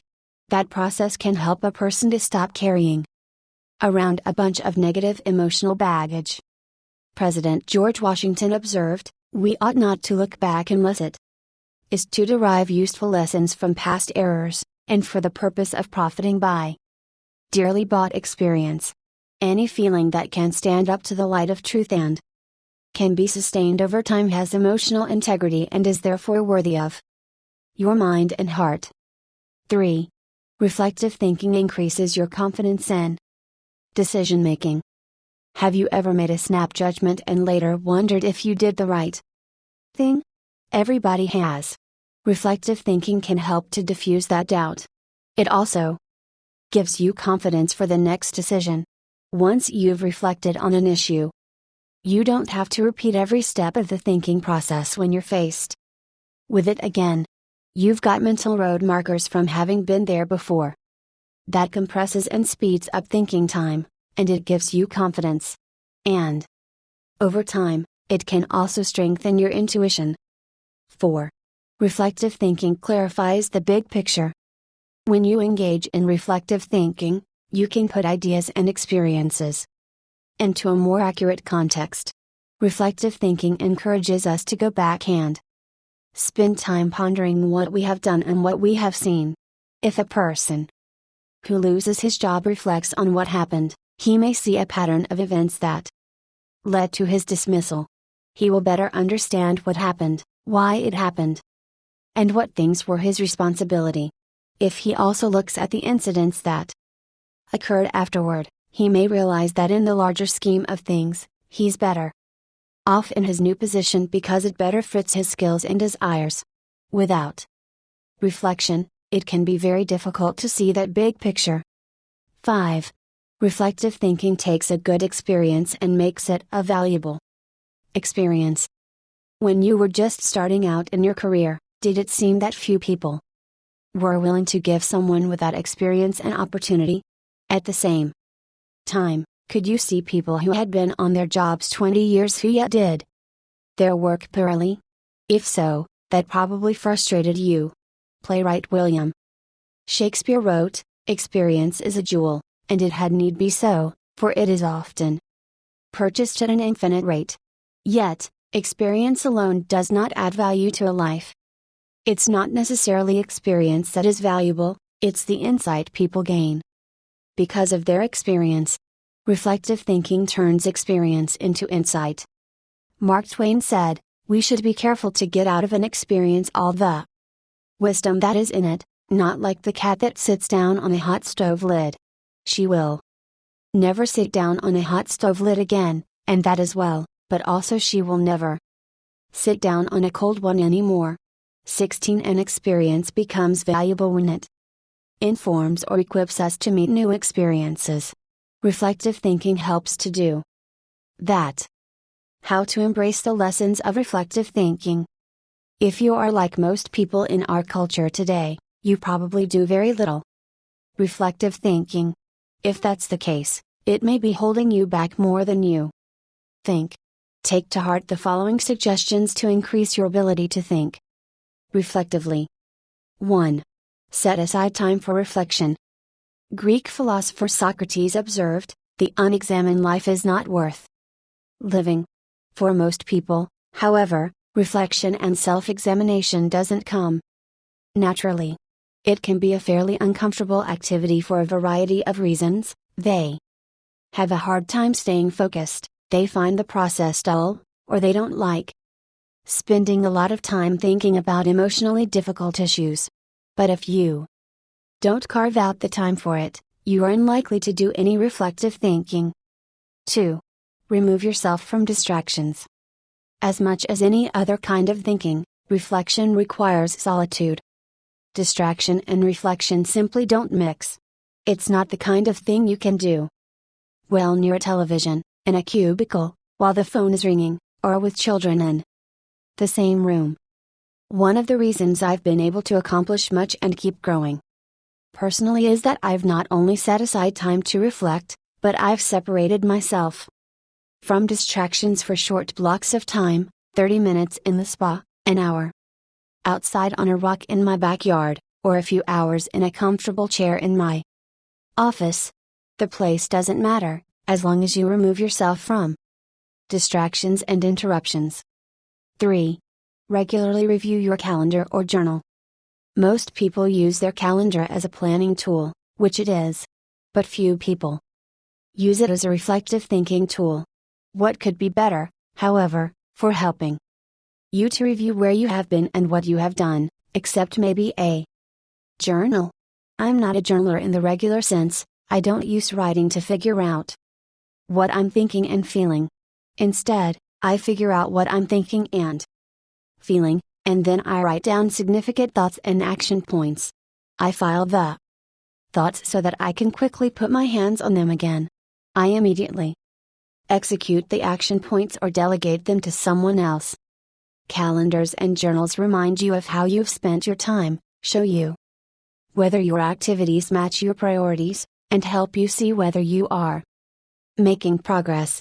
They also offer you an opportunity to recall activities that you might not have had the time to reflect on previously. Some of the most valuable thoughts you've ever had may have been lost because you didn't give yourself the reflection time you needed. 4. Ask the right questions. The value you receive from reflecting will depend on the kinds of questions you ask yourself. The better the questions, the more gold you will mine from your thinking. When I reflect, I think in terms of my values, relationships, and experiences.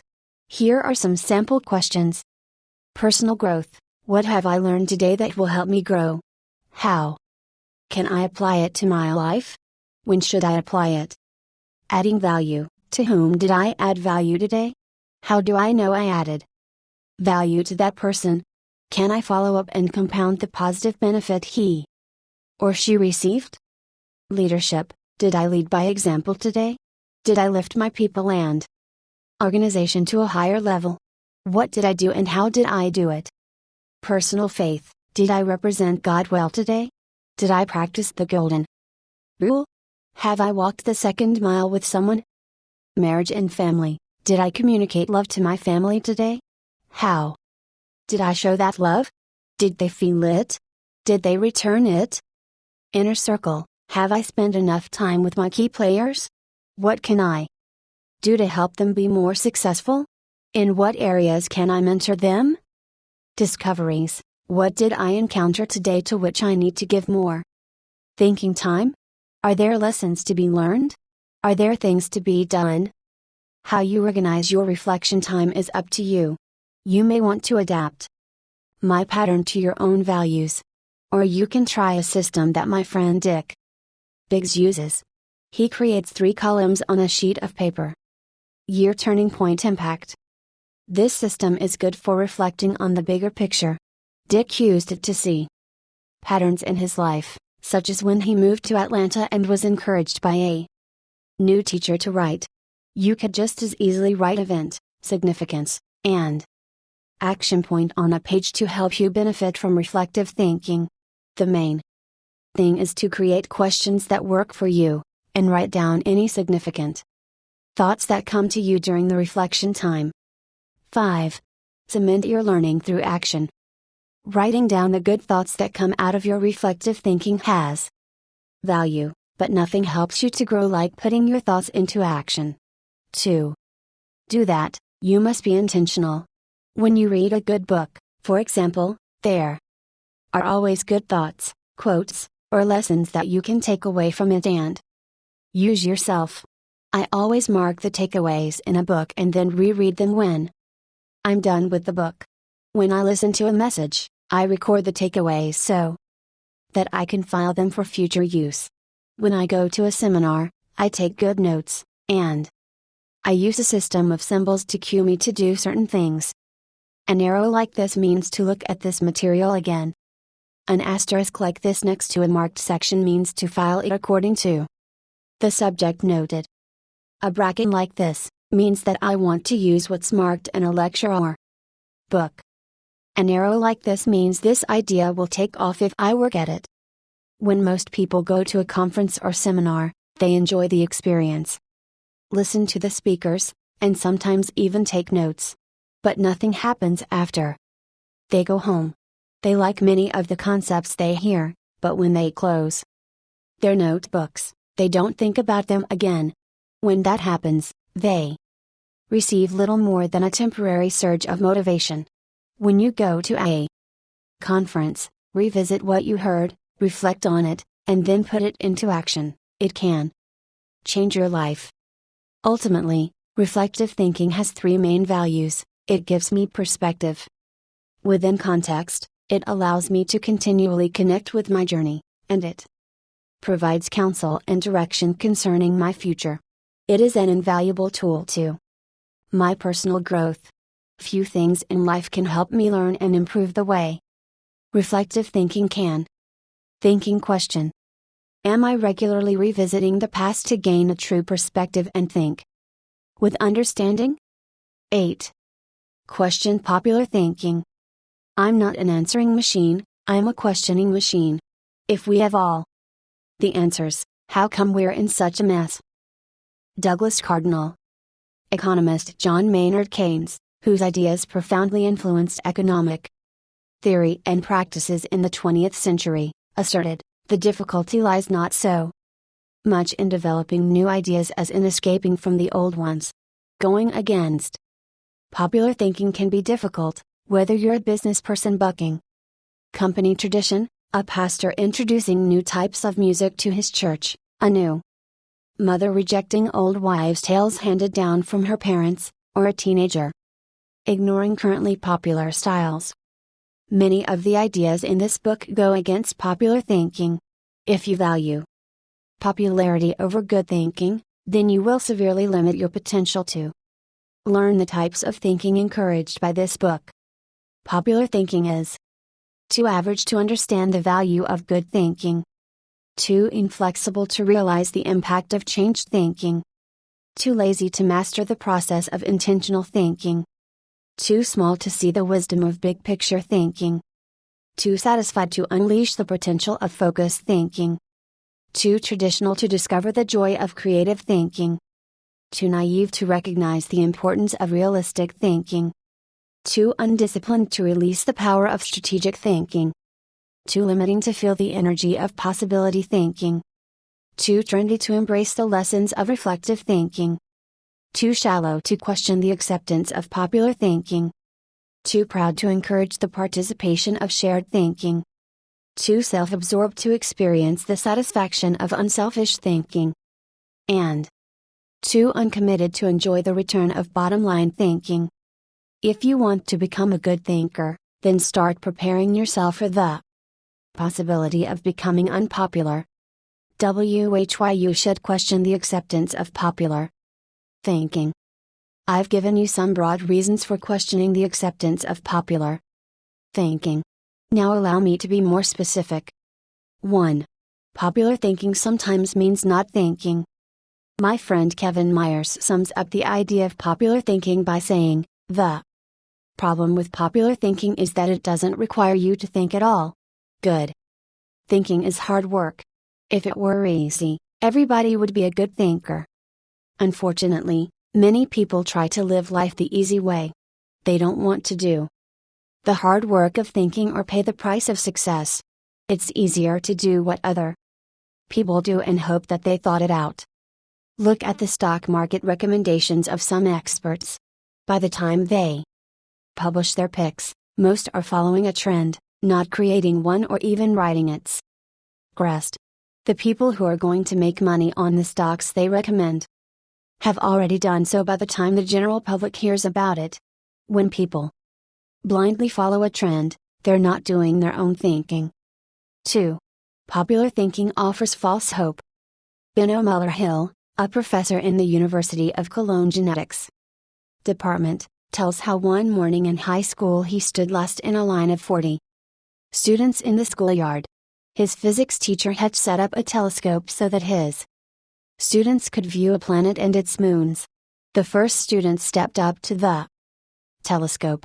He looked through it, but when the teacher asked if he could see anything, the boy said no, his nearsightedness hampered his view. The teacher showed him how to adjust the focus, and the boy finally said he could see the planet and moons. One by one, the students stepped up to the telescope and saw what they were supposed to see. Finally, the second to last student looked into the telescope and announced that he could not see anything. "You idiot," shouted the teacher, "you have to adjust the lenses." The student tried, but he finally said, "I still can't see anything. It is all black."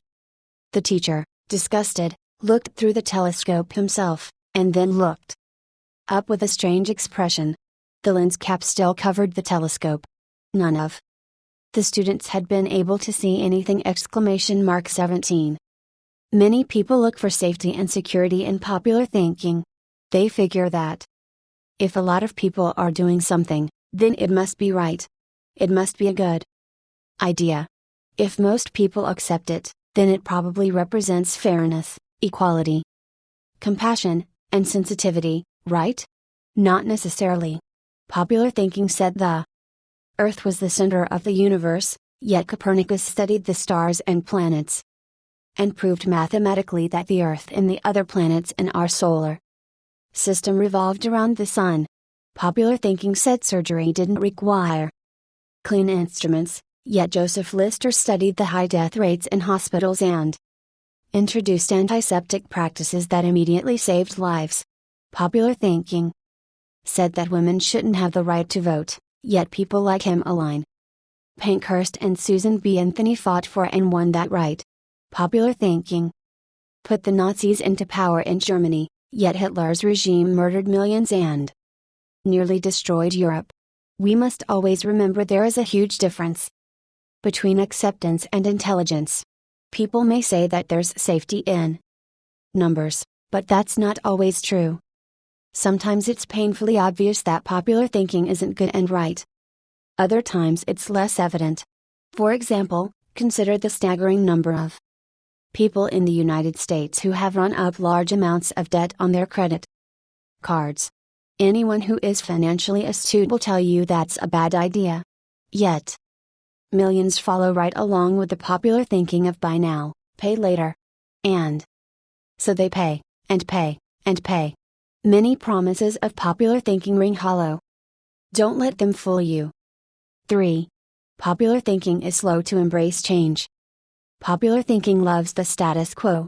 It puts its confidence in the idea of the moment, and holds onto it with all its might.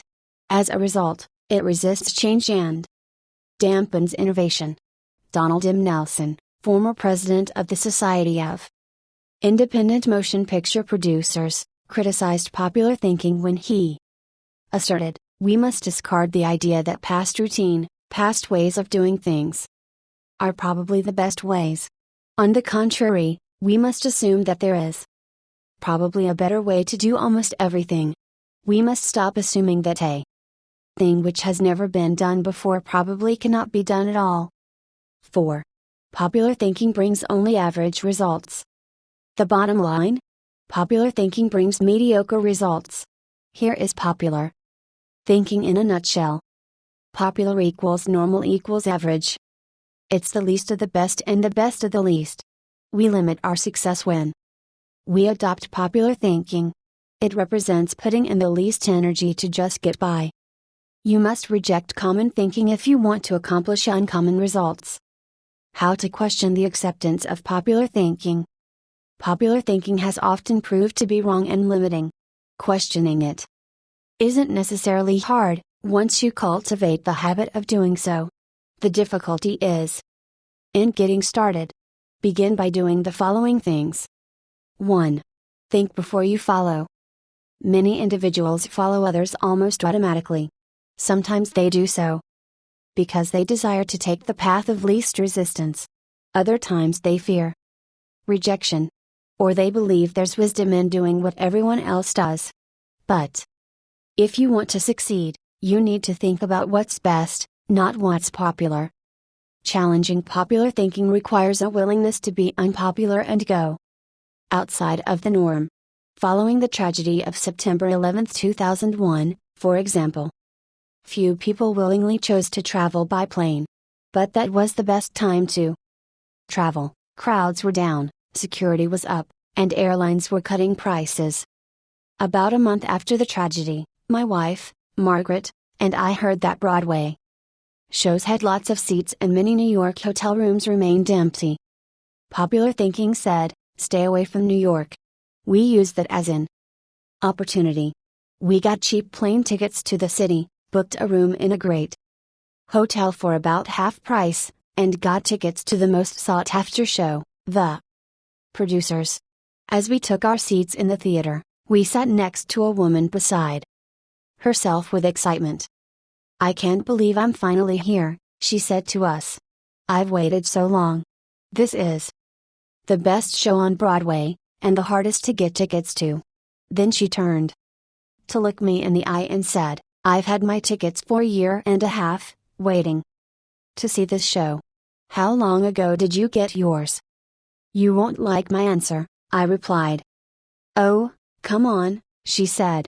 "How long?" "I got mine 5 days ago," I answered. She looked at us in horror. By the way, she was right. It's one of the best shows we've seen in a while. And we got to see it only because we were willing to go against popular thinking when everyone else was staying at home. As you begin to think against the grain of popular thinking, remind yourself that unpopular thinking, even when resulting in success, is largely underrated, unrecognized, and misunderstood. Unpopular thinking contains the seeds of vision and opportunity. Unpopular thinking is required for all progress. The next time you feel ready to conform to popular thinking on an issue, stop and think. You may not want to create change for its own sake, but you certainly don't want to blindly follow just because you haven't thought about what's best. 2. Appreciate thinking different from your own. One of the ways to embrace innovation and change is to learn to appreciate how others think. To do that, you must continually expose yourself to people different from yourself. My brother, Larry Maxwell, a good businessman and an innovative thinker, continually challenges popular thinking by thinking differently. He says, most of our people in sales and middle management come from businesses with products and services different from ours. That constantly exposes us to new ways of thinking.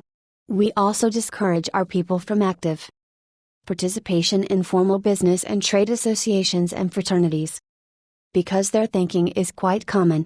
They don't need to spend lots of time thinking the way everyone else in the industry does. As you strive to challenge popular thinking, spend time with people with different backgrounds, education levels, professional experiences, personal interests, etc. You will think like the people with whom you spend the most time. If you spend time with people who think out of the box, you're more likely to challenge popular thinking and break new ground. 3. Continually question your own thinking. Let's face it, anytime we find a way of thinking that works, one of our greatest temptations is to go back to it repeatedly, even if it no longer works. Well, the greatest enemy to tomorrow's success is sometimes today's success. My friend Andy Stanley recently taught a leadership lesson at Enjoy's Catalyst conference called Challenging the Process. He described how progress must be preceded by change, and he pointed out many of the dynamics involved in questioning popular thinking. In an organization, he said, we should remember that every tradition was originally a good idea, and perhaps even revolutionary. But every tradition may not be a good idea for the future. In your organization, if you were involved in putting into place what currently exists, then it's likely that you will resist change, even change for the better. That's why it's important to challenge your own thinking. If you're too attached to your own thinking and how everything is done now, then nothing will change for the better. 4. Try new things in new ways. When was the last time you did something for the first time? Did you avoid taking risks or trying new things? One of the best ways to get out of the rut of your own thinking is to innovate. You can do that in little, everyday ways. Drive to work a different way from normal. Order an unfamiliar dish at your favorite restaurant. Ask a different colleague to help you with a familiar project. Take yourself off of autopilot. Unpopular thinking asks questions and seeks options.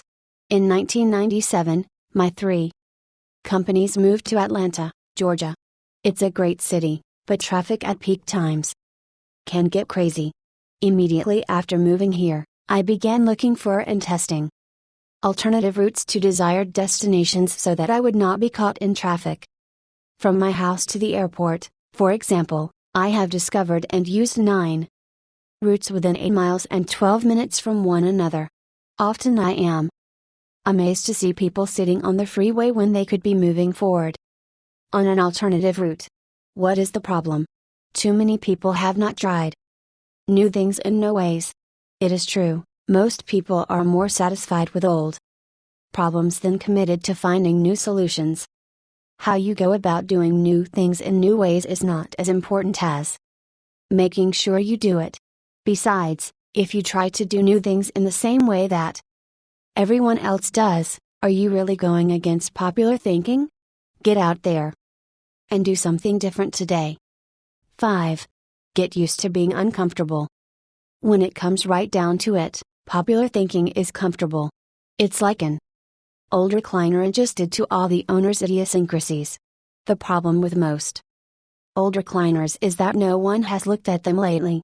If so, they'd agree that it's time to get a new one. If you want to reject popular thinking in order to embrace achievement, you'll have to get used to being uncomfortable. If you embrace unpopular thinking and make decisions based upon what works best and what is right rather than what is commonly accepted, no In your early years you won't be as wrong as people think you are. In your later years, you won't be as right as people think you are. And all through the years, you will be better than you thought you could be. Thinking question.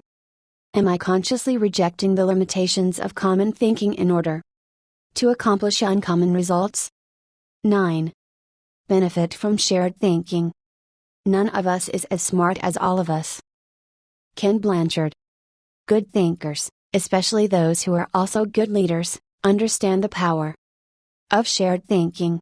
They know that when they value the thoughts and ideas of others, they receive the compounding results of shared thinking and accomplish more than they ever could on their own. Those who participate in shared thinking understand the following. 1.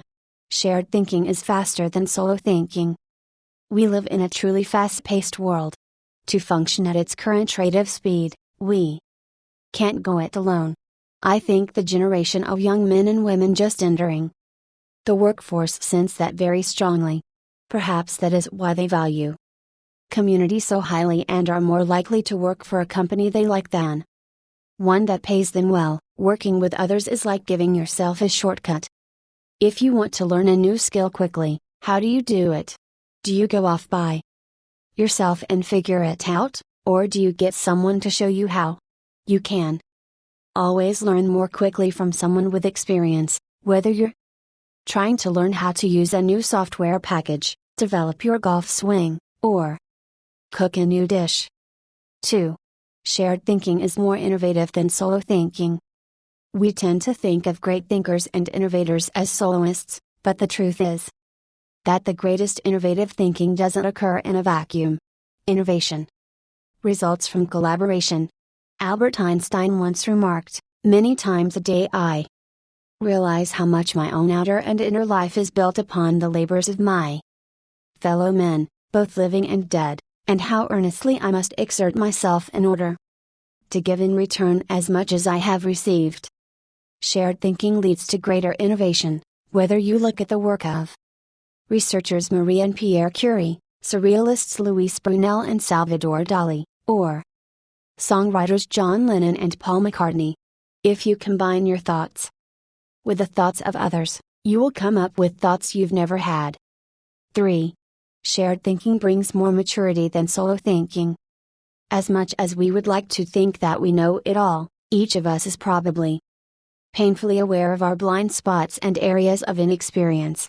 When I first started out as a pastor, I had dreams and energy, but little experience. To try to overcome that, I attempted to get several high-profile pastors of growing churches to share their thinking with me. In the early 1970s, I wrote letters to the 10 most successful pastors in the country, offering them what was a huge amount of money to me at the time, $100, to meet me for an hour, so that I could ask them questions. When one said yes, I'd visit him. I didn't talk much, except to ask a few questions.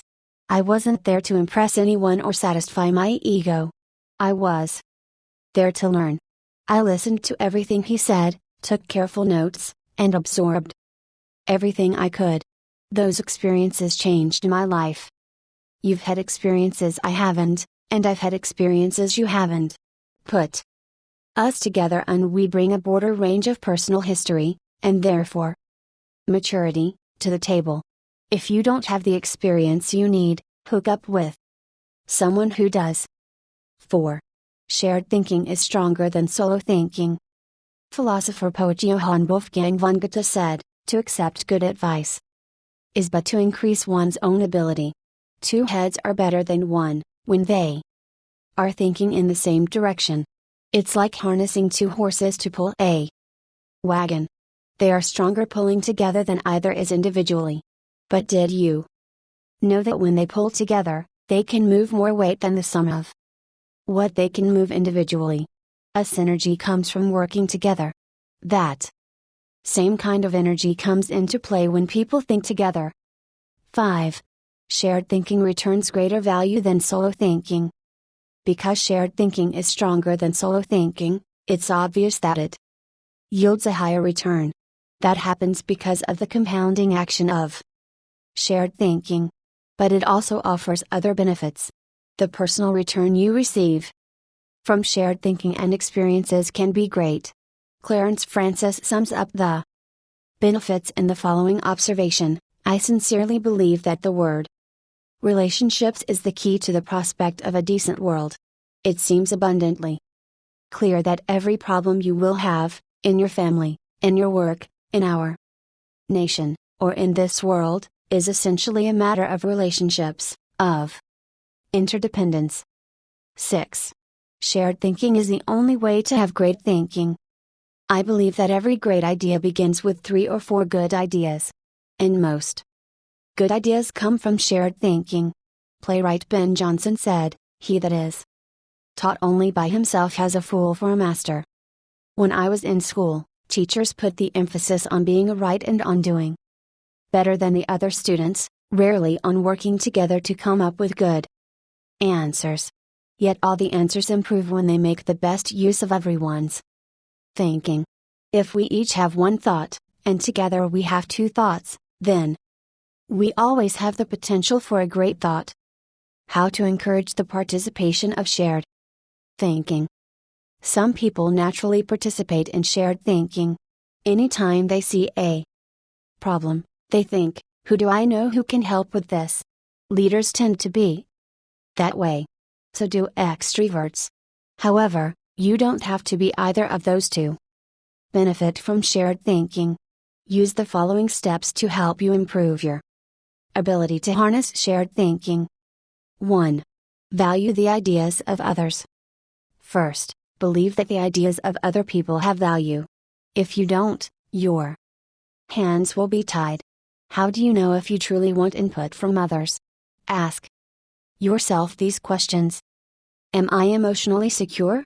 People who lack confidence and worry about their status, position, or power tend to reject the ideas of others, protect their turf, and keep people at bay. It takes a secure person to consider others' ideas. Years ago, an emotionally insecure person took a key position on my board of directors.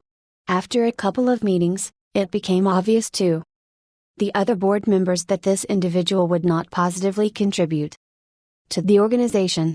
I asked a seasoned leader on the board, "Why does this person always do and say things that hinder our progress?"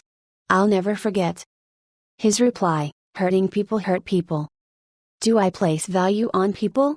You won't value the ideas of a person if you don't value and respect the person himself or herself. Have you ever considered your conduct around people you value, versus those you don't? Look at the differences. If I value people, if I don't value people. I want to spend time with them, I don't want to be around them. I listen to them, I neglect to listen. I want to help them, I don't offer them help. I am influenced by them, I ignore them. I respect them, I am indifferent. Do I value the interactive process? A wonderful synergy often occurs as the result of shared thinking. It can take you places you've never been. Publisher Malcolm Forbes asserted, listening to advice often accomplishes far more than heeding it. I must say, I didn't always value shared thinking. For many years, I tended to withdraw when I wanted to develop ideas. Only reluctantly did I work on ideas with others. When a colleague challenged me on this, I started to analyze my hesitancy. I realized that it went back to my college experience. Some days in the classroom I could tell that a teacher was unprepared to lecture and instead spent the class time asking us to give our uninformed opinions on a subject. Most of the time, the opinions seemed no better than mine. I had come to class so that the professor could teach me.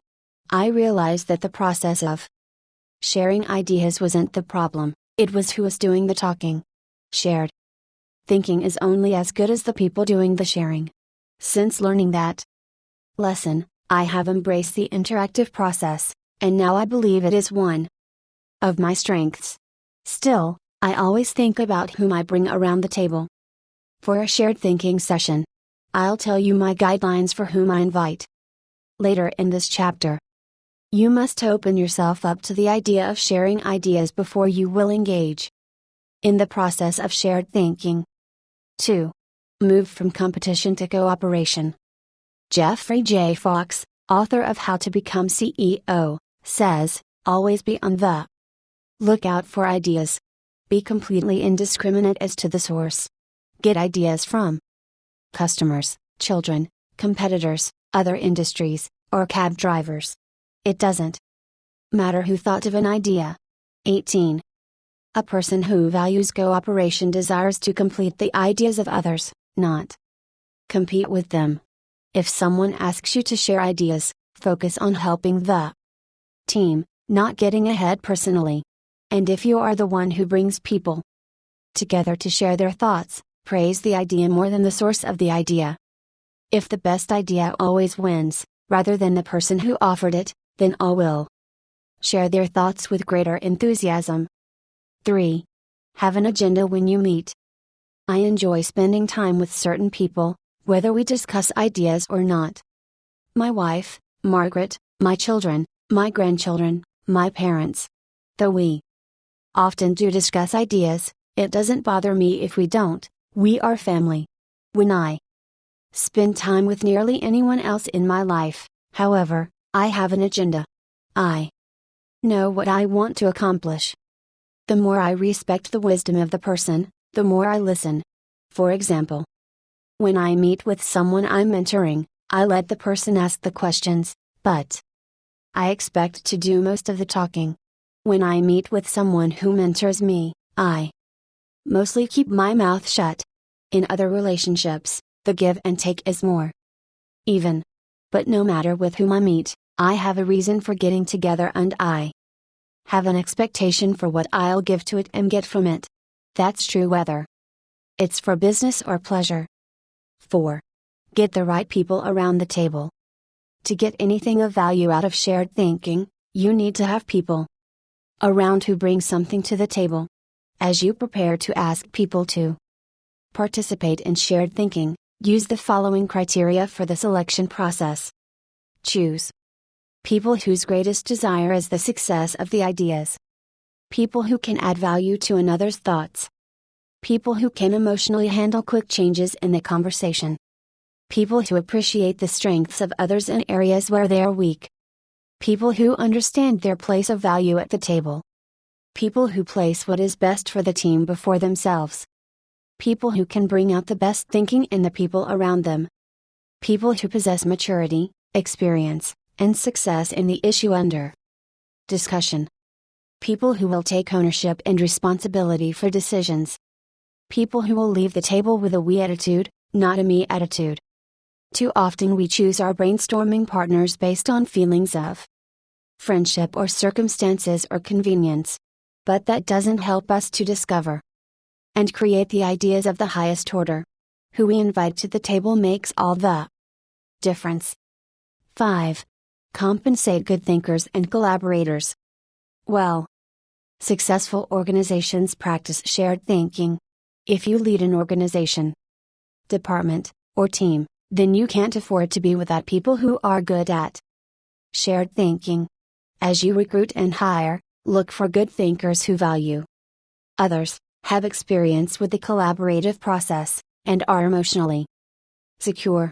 Then pay them well and challenge them to use their thinking skills and share their ideas often. Nothing adds value like a lot of good thinkers putting their minds together. No matter what you're trying to accomplish, you can do it better with shared thinking. That is why I spend much of my life teaching leadership. Good leadership helps to put together the right people at the right time for the right purpose so that everybody wins. All it takes is the right people and a willingness to participate in shared thinking. Thinking question. Am I consistently including the heads of others to think over my head and achieve compounding results? 10. Practice unselfish thinking. We cannot hold a torch to light another's path without brightening our own. Ben Sweetland. So far in this book, we've discussed many kinds of thinking that can help you to achieve more. Each of them has the potential to make you more successful. Now, I want to acquaint you with the kind of thinking with the potential to change your life in another way. It might even redefine how you view success. Unselfish thinking can often deliver a return greater than any other kind of thinking. Take a look at some of its benefits. 1. Unselfish thinking brings personal fulfillment. Few things in life bring greater personal rewards than helping others. Charles H. Burr believed, getters generally don't get happiness, givers get it. Helping people brings great satisfaction. When you spend your day unselfishly serving others, at night you can lay down your head with no regrets and sleep soundly. In Bringing Out the Best in People, Alan Loy McGuinness remarked, there is no more noble occupation in the world than to assist another human being, to help someone succeed. Even if you have spent much of your life pursuing selfish gain, it's never too late to have a change of heart. Even the most miserable person, like Charles Dickens's Scrooge, can turn his life around and make a difference for others. That's what Alfred Nobel did. When he saw his own obituary in the newspaper, his brother had died and the editor had written about the wrong Nobel, saying that the explosives his company produced had killed many people. Nobel vowed to promote peace and acknowledge contributions to humanity. That is how the Nobel Prizes came into being. 2. Unselfish thinking adds value to others. In 1904, Bessie Anderson Stanley wrote the following definition of success in Brown Book magazine. He has achieved success who has lived well, laughed often and loved much. Who has enjoyed the trust of pure women, the respect of intelligent men and the love of little children, who has filled his niche and accomplished his task, who has left the world better than he found it, whether by an improved copy, a perfect poem, or a rescued soul, who has never lacked appreciation of earth's beauty or failed to express it, who has always looked for the best in others and given them the best he had, whose life was an inspiration, whose memory a benediction. When you get outside of yourself and make a contribution to others, you really begin to live. 3. Unselfish thinking encourages other virtues. When you see a 4-year-old, you expect to observe selfishness. But when you see it in a 40-year-old, it's not very attractive, is it? Of all the qualities a person can pursue, unselfish thinking seems to make the biggest difference toward cultivating other virtues. I think that's because the ability to give unselfishly is so difficult. It goes against the grain of human nature. But if you can learn to think unselfishly and become a giver, then it becomes easier to develop many other virtues: gratitude, love, respect, patience, discipline, etc. 4. Unselfish thinking increases quality of life. The spirit of generosity created by unselfish thinking gives people an appreciation for life and an understanding of its higher values. Seeing those in need and giving to meet that need puts a lot of things into perspective. It increases the quality of life of the giver and the receiver. That's why I believe that there is no life as empty as the self-centered life. There is no life as centered as the self-empty life. If you want to improve your world, then focus your attention on helping others. 5. Unselfish thinking makes you part of something greater than yourself. Merck & Company, the global pharmaceutical corporation, has always seen itself as doing more than just producing products and making a profit. It desires to serve humanity. In the mid-1980s, the company developed a drug to cure river blindness, a disease that infects and causes blindness in millions of people, particularly in developing countries. While it was a good product, potential customers couldn't afford to buy it. So what did Merck do? It developed the drug anyway, and in 1987 announced that it would give the medicine free to anyone who needed it. As of 1998, the company had given more than 250 million tablets away. 19.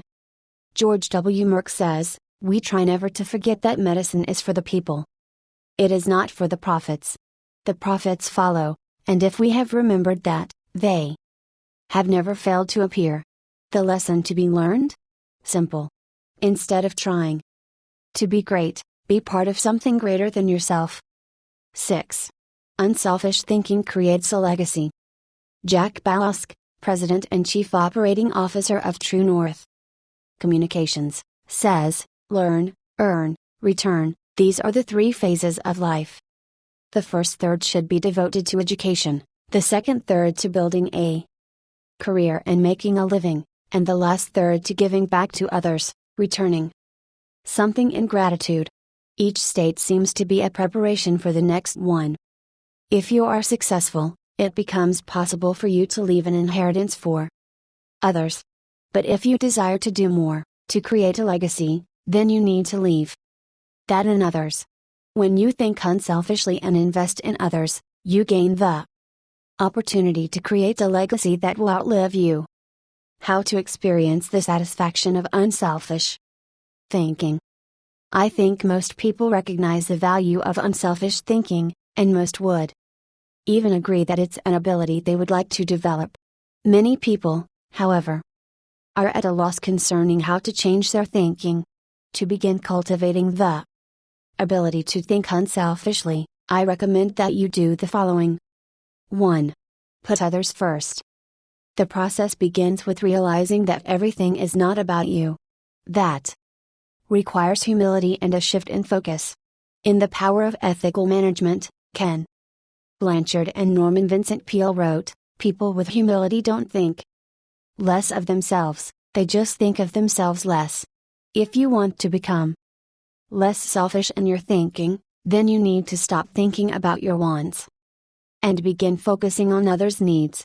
Paul the Apostle exhorted, do nothing out of selfish ambition or vain conceit, but in humility consider others better than yourselves. Each of you should look not only to your own interests, but also to the interests of others. 20. Make a mental and emotional commitment to look out for the interests of others. 2. Expose yourself to situations where people have needs. It's one thing to believe you are willing to give unselfishly. It's another to actually do it. To make the transition, you need to put yourself in a position where you can see people's needs and do something about it. The kind of giving you do isn't important at first. You can serve at your church, make donations to a food bank, volunteer professional services, or give to a charitable organization. The point is to learn how to give and to cultivate the habit of thinking like a giver. 3. Give quietly or anonymously. Once you have learned to give of yourself, then the next step is to learn to give when you cannot receive anything in return. It's almost always easier to give when you receive recognition for it than it is when no one is likely to know about it. The people who give in order to receive a lot of fanfare, however, have already received any reward they will get. There are spiritual, mental, and emotional benefits that come only to those who give anonymously. If you've never done it before, try it. 4. Invest in people intentionally. The highest level of unselfish thinking comes when you give of yourself to another person for that person's personal development or well-being. If you're married or parent, you know this from personal experience. What does your spouse value most highly, money in the bank or your time freely given? What would small children really rather have from you, a toy or your undivided attention? The people who love you would rather have you than what you can give them. If you want to become the kind of person who invests in people, then consider others and their journey so that you can collaborate with them. Each relationship is like a partnership created for mutual benefit.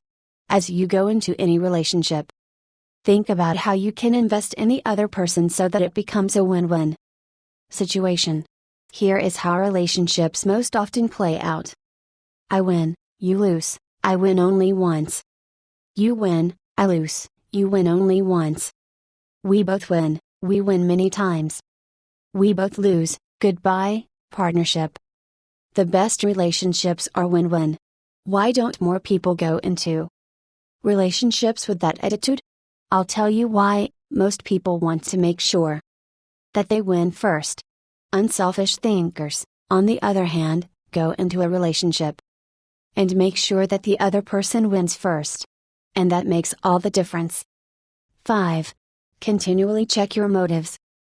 François de la Rochefoucauld said, "What seems to be generosity is often no more than disguised ambition, which overlooks a small interest in order to secure a great one." The hardest thing for most people is fighting their natural tendency to put themselves first. That's why it's important to continually examine your motives to make sure you're not sliding backward into selfishness. Do you want to check your motives? Then follow the modeling of Benjamin Franklin. Every day, he asked himself 2 questions. When he got up in the morning, he would ask, "What good am I going to do today?" And before he went to bed, he would ask, "What good have I done today?" If you can answer those questions with selflessness and integrity, you can keep yourself on track. Give while you live.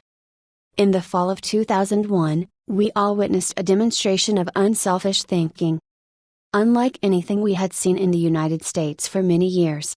Who can forget the events of September 11, 2001? I had just finished teaching a leadership lesson when my assistant, Linda Eggers, came into the studio to announce the tragic news.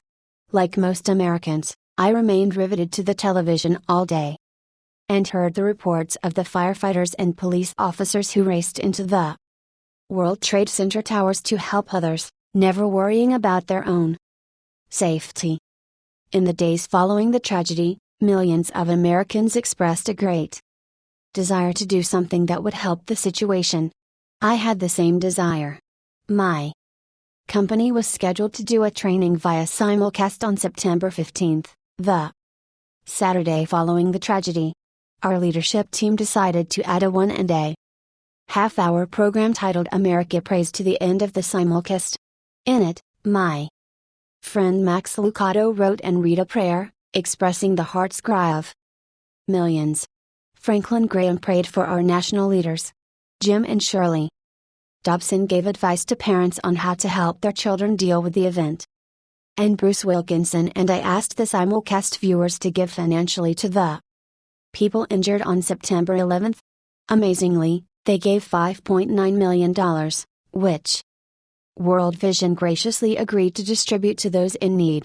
Unselfish thinking and giving turned a very dark hour into one of light and hope. Less than 2 weeks after the tragedy, I was able to travel to Ground Zero in New York City.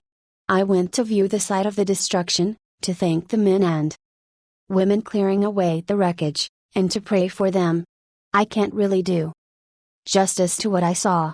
I've traveled to New York dozens of times. It's one of my favorite places in the world. My wife and I had been up in the towers with our children many times before and have wonderful memories of that area. To look at the place where the buildings had once stood and to see nothing but trouble, dust, and twisted metal, it's simply indescribable. What many Americans didn't realize is that for many months people worked diligently to clean up the site. Many were New York City firefighters and other city workers. Others were volunteers. They worked around the clock, 7 days a week. And when they came across the remains of someone in the rubble, they called for silence and reverently carried them out. Since I am a clergyman, I was asked to wear a clerical collar upon entering the area. As I walked around, many workers saw the collar and asked me to pray for them. It was a humbling privilege. American educator Horace Mann said, "Be ashamed to die until you have won some victory for humanity." According to this standard, New York City's firefighters are certainly prepared for death. The service they perform is often truly heroic. You and I may never be required to lay down our lives for others, as they did. But we can give to others in different ways. We can be unselfish thinkers who put others first and add value to their lives. We can work with them so that they go farther than they thought possible. Thinking question: am I continually considering others and their journey in order to think with maximum collaboration? 11. Rely on bottom line thinking. There ain't no rules around here. We're trying to accomplish something. Thomas Edison, inventor. How do you figure out the bottom line for your organization, business, department, team, or group? In many businesses, the bottom line is literally the bottom line. Profit determines whether you are succeeding. But dollars should not always be the primary measure of success. Would you measure the ultimate success of your family by how much money you had at the end of the month or year? And if you run a nonprofit or volunteer organization, how would you know whether you were performing at your highest potential? How do you think? Bottom line in that situation? A nonprofit's bottom line. Frances Hesselden had to ask herself exactly that question in 1976, when she became the National Executive Director of the Girl Scouts of America. When she first got involved with the Girl Scouts, running the organization was the last thing she expected. She and her husband, John, were partners in Hesselden Studios, a small family business that filmed television commercials and promotional films. She wrote the scripts and he made the films. In the early 1950s, she was recruited as a volunteer troop leader at the Second Presbyterian Church in Johnstown, Pennsylvania. Even that was unusual, since she had a son and no daughters. But she agreed to do it on a temporary basis. She must have loved it, because she led the troop for 9 years. In time, she became council president and a member of the national board. Then she served as executive director of the Taylor's Rock Girl Scout Council, a full-time paid position. By the time she took the job as CEO of the national organization, the Girl Scouts was in trouble. The organization lacked direction. Teenage girls were losing interest in scouting, and it was becoming increasingly difficult to recruit adult volunteers, especially with greater numbers of women entering the workforce. Meanwhile, the Boy Scouts was considering opening itself to girls. Hesselden desperately needed to bring the organization back to the bottom line. We kept asking ourselves very simple questions, she says. What is our business? Who is our customer? And what does the customer consider value? If you're the Girl Scouts, IBM, or AT&T, you have to manage for a mission. 21. Hesselden's focus on mission enabled her to identify the Girl Scouts' bottom line. We really are here for one reason, to help a girl reach her highest potential. More than any one thing, that made the difference. Because when you are clear about your mission, corporate goals and operating objectives flow from it. 22. Once she figured out her bottom line, she was able to create a strategy to try to achieve it. She started by reorganizing the national staff. Then she created a planning system to be used by each of the 350 regional councils. And she introduced management training to the organization. Hesselden didn't restrict herself to changes in leadership and organization. In the 1960s and 70s, the country had changed and so had its girls, but the Girl Scouts hadn't. Hesselden tackled that issue, too. The organization made its activities more relevant to the current culture, giving greater opportunities for use of computers, for example.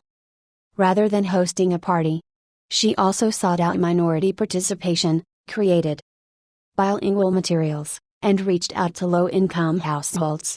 If helping girls reach their highest potential was the group's bottom line, then why not be more aggressive helping girls who traditionally have fewer opportunities? The strategy worked beautifully. Minority participation in the Girl Scouts tripled. In 1990, Hesselden left the Girl Scouts after making it a first-class organization. She went on to become the founding president and CEO of the Peter F. Drucker Foundation for Nonprofit Management, and now serves as chairman of its board of governors. And in 1998, she was awarded the Presidential Medal of Freedom. President Clinton said of Hesselden during the ceremony at the White House, she has shared her remarkable recipe for inclusion and excellence with countless organizations whose bottom line is measured not in dollars, but in changed lives. 23. He couldn't have said it better. Why you should enjoy the return of bottom line thinking. If you're accustomed to thinking of the bottom line only as it relates to financial matters, then you may be missing some things crucial to you and your organization. Instead, think of the bottom line as the end, the takeaway, the desired result. Every activity has its own unique bottom line. If you have a job, your work has a bottom line. If you serve in your church, your activity has a bottom line. So does your effort as a parent, or spouse, if you are one. As you explore the concept of bottom line thinking, recognize that it can help you in many ways. 1. Bottom line thinking provides great clarity. What's the difference between bullying and work? When bullying, it takes only 3 seconds to know how you've done. That's one reason people love sports so much. There's no waiting and no guessing about the outcome. Bottom line thinking makes it possible for you to measure outcomes more quickly and easily. It gives you a benchmark by which to measure activity. It can be used as a focused way of ensuring that all your little activities are purposeful and line up to achieve a larger goal. 2. Bottom line thinking helps you assess every situation. When you know your bottom line, it becomes much easier to know how you're doing in any given area. When Frances Hesselben began running the Girl Scouts, for example, she measured everything against the organization's goal of helping a girl reach her highest potential, from the organization's management structure, which she changed from a hierarchy to a hub, down to what badges the girls could earn. There's no better measurement tool than the bottom line. 3. Bottom line thinking helps you make the best decisions. Decisions become much easier when you know your bottom line. When the Girl Scouts were struggling in the 1970s, outside organizations tried to convince its members to become women's rights activists or door-to-door canvassers. But under Hesselben, it became easy for the Girl Scouts to say no. It knew its bottom line, and it wanted to pursue its goals with focus and fervency. 4. Bottom line thinking generates high morale. When you know the bottom line and you go after it, you greatly increase your odds of winning. And nothing generates high morale like winning. How do you describe sports teams that win the championship, or company divisions that achieve their goals, or volunteers who achieve their mission? They're excited. Hitting the target feels exhilarating. And you can hit it only if you know what it is. 5. Bottom line thinking ensures your future. If you want to be successful tomorrow, you need to think bottom line today. That's what Frances Hesselben did, and she turned the Girl Scouts around. Look at any successful, lasting company, and you'll find leaders who know their bottom line. They make their decisions, allocate their resources, hire their people, and structure their organization to achieve that bottom line. How to enjoy the return of bottom line thinking. It isn't hard to see the value of the bottom line. Most people would agree that bottom line thinking has a high return. But learning how to be a bottom line thinker can be challenging. 1. Identify the real bottom line. The process of bottom line thinking begins with knowing what you're really going after. It can be as lofty as the big picture vision, mission, or purpose of an organization. Or it can be as focused as what you want to accomplish on a particular project. What's important is that you be as specific as possible.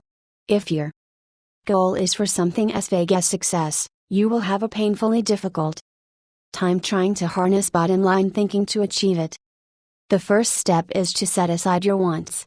Get to the results you're really looking for, the true essence of the goal. Set aside any emotions that may cloud your judgment and remove any politics that may influence your perception. What are you really trying to achieve? When you strip away all the things that don't really matter, what are you compelled to achieve? What must occur? What is acceptable? That is the real bottom line. 2. Make the bottom line the point. Have you ever been in a conversation with someone whose intentions seem other than stated? Sometimes the situation reflects intentional deception. But it can also occur when the person doesn't know his own bottom line. The same thing happens in companies. Sometimes, for example, an idealistically stated mission and the real bottom line don't jibe. Purpose and profits compete. Earlier, I quoted George W. Merck, who stated, "We try never to forget that medicine is for the people. It is not for the profits. The profits follow, and if we have remembered that, they have never failed to appear." He probably made that statement to remind those in his organization that profits serve purpose, they don't compete with it. If making a profit were the real bottom line, and helping people merely provided the means for achieving it, then the company would suffer. Its attention would be divided, and it would neither help people as well as it could nor make as much profit as it desired. 3. Create a strategic plan to achieve the bottom line. Bottom line thinking achieves results. Therefore, it naturally follows that any plans that flow out of such thinking must tie directly to the bottom line, and there can be only one, not two or three. Once the bottom line has been determined, a strategy must be created to achieve it. In organizations, that often means identifying the core elements or functions that must operate properly to achieve the bottom line. This is the leader's responsibility. The important thing is that when the bottom line of each activity is achieved, then the bottom line is achieved. If the sum of the smaller goals doesn't add up to the real bottom line, then either your strategy is flawed or you've not identified your real bottom line. 4. Align team members with the bottom line. Once you have your strategy in place, make sure your people line up with your strategy. Ideally, all team members should know the big goal, as well as their individual role in achieving it. They need to know their personal bottom line and how that works to achieve the organization's bottom line. 5. Stick with one system and monitor results continually. Dave Sutherland, a friend and former president of one of my companies, believes that some organizations get into trouble by trying to mix systems. He maintains that many kinds of systems can be successful, but mixing different systems or continually changing from one to another leads to failure. Dave says, bottom line thinking cannot be a one-time thing. It has to be built into the system of working and relating and achieving. You can't just tune into the desired result every now and then. Achieving with bottom line thinking must be a way of life, or it will send conflicting messages. I am a bottom line thinker. It is a part of my system for achievement. I practice it every day. No other measurements, no wasted efforts. Dave used to call members of his field team every night to ask the bottom line question they expect to hear. He continually kept his eye on the company's bottom line by monitoring it for every core area. When it comes right down to it, regardless of your bottom line, you can improve it with good thinking. And bottom line thinking has a great return, because it helps to turn your ideas into results. Like no other kind of mental processing, it can help you to reap the full potential of your thinking and achieve whatever you desire.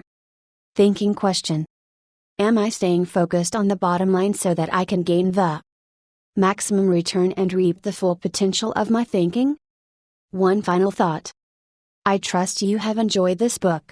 As you move forward, I wish you success, and suggest that you keep in mind: 1. Everything begins with a thought. Life consists of what a man is thinking about all day. Ralph Waldo Emerson. 2. What we think determines who we are. Who we are determines what we do. The actions of men are the best interpreters of their thoughts. John Locke. 3. Our thoughts determine our destiny. Our destiny determines our legacy.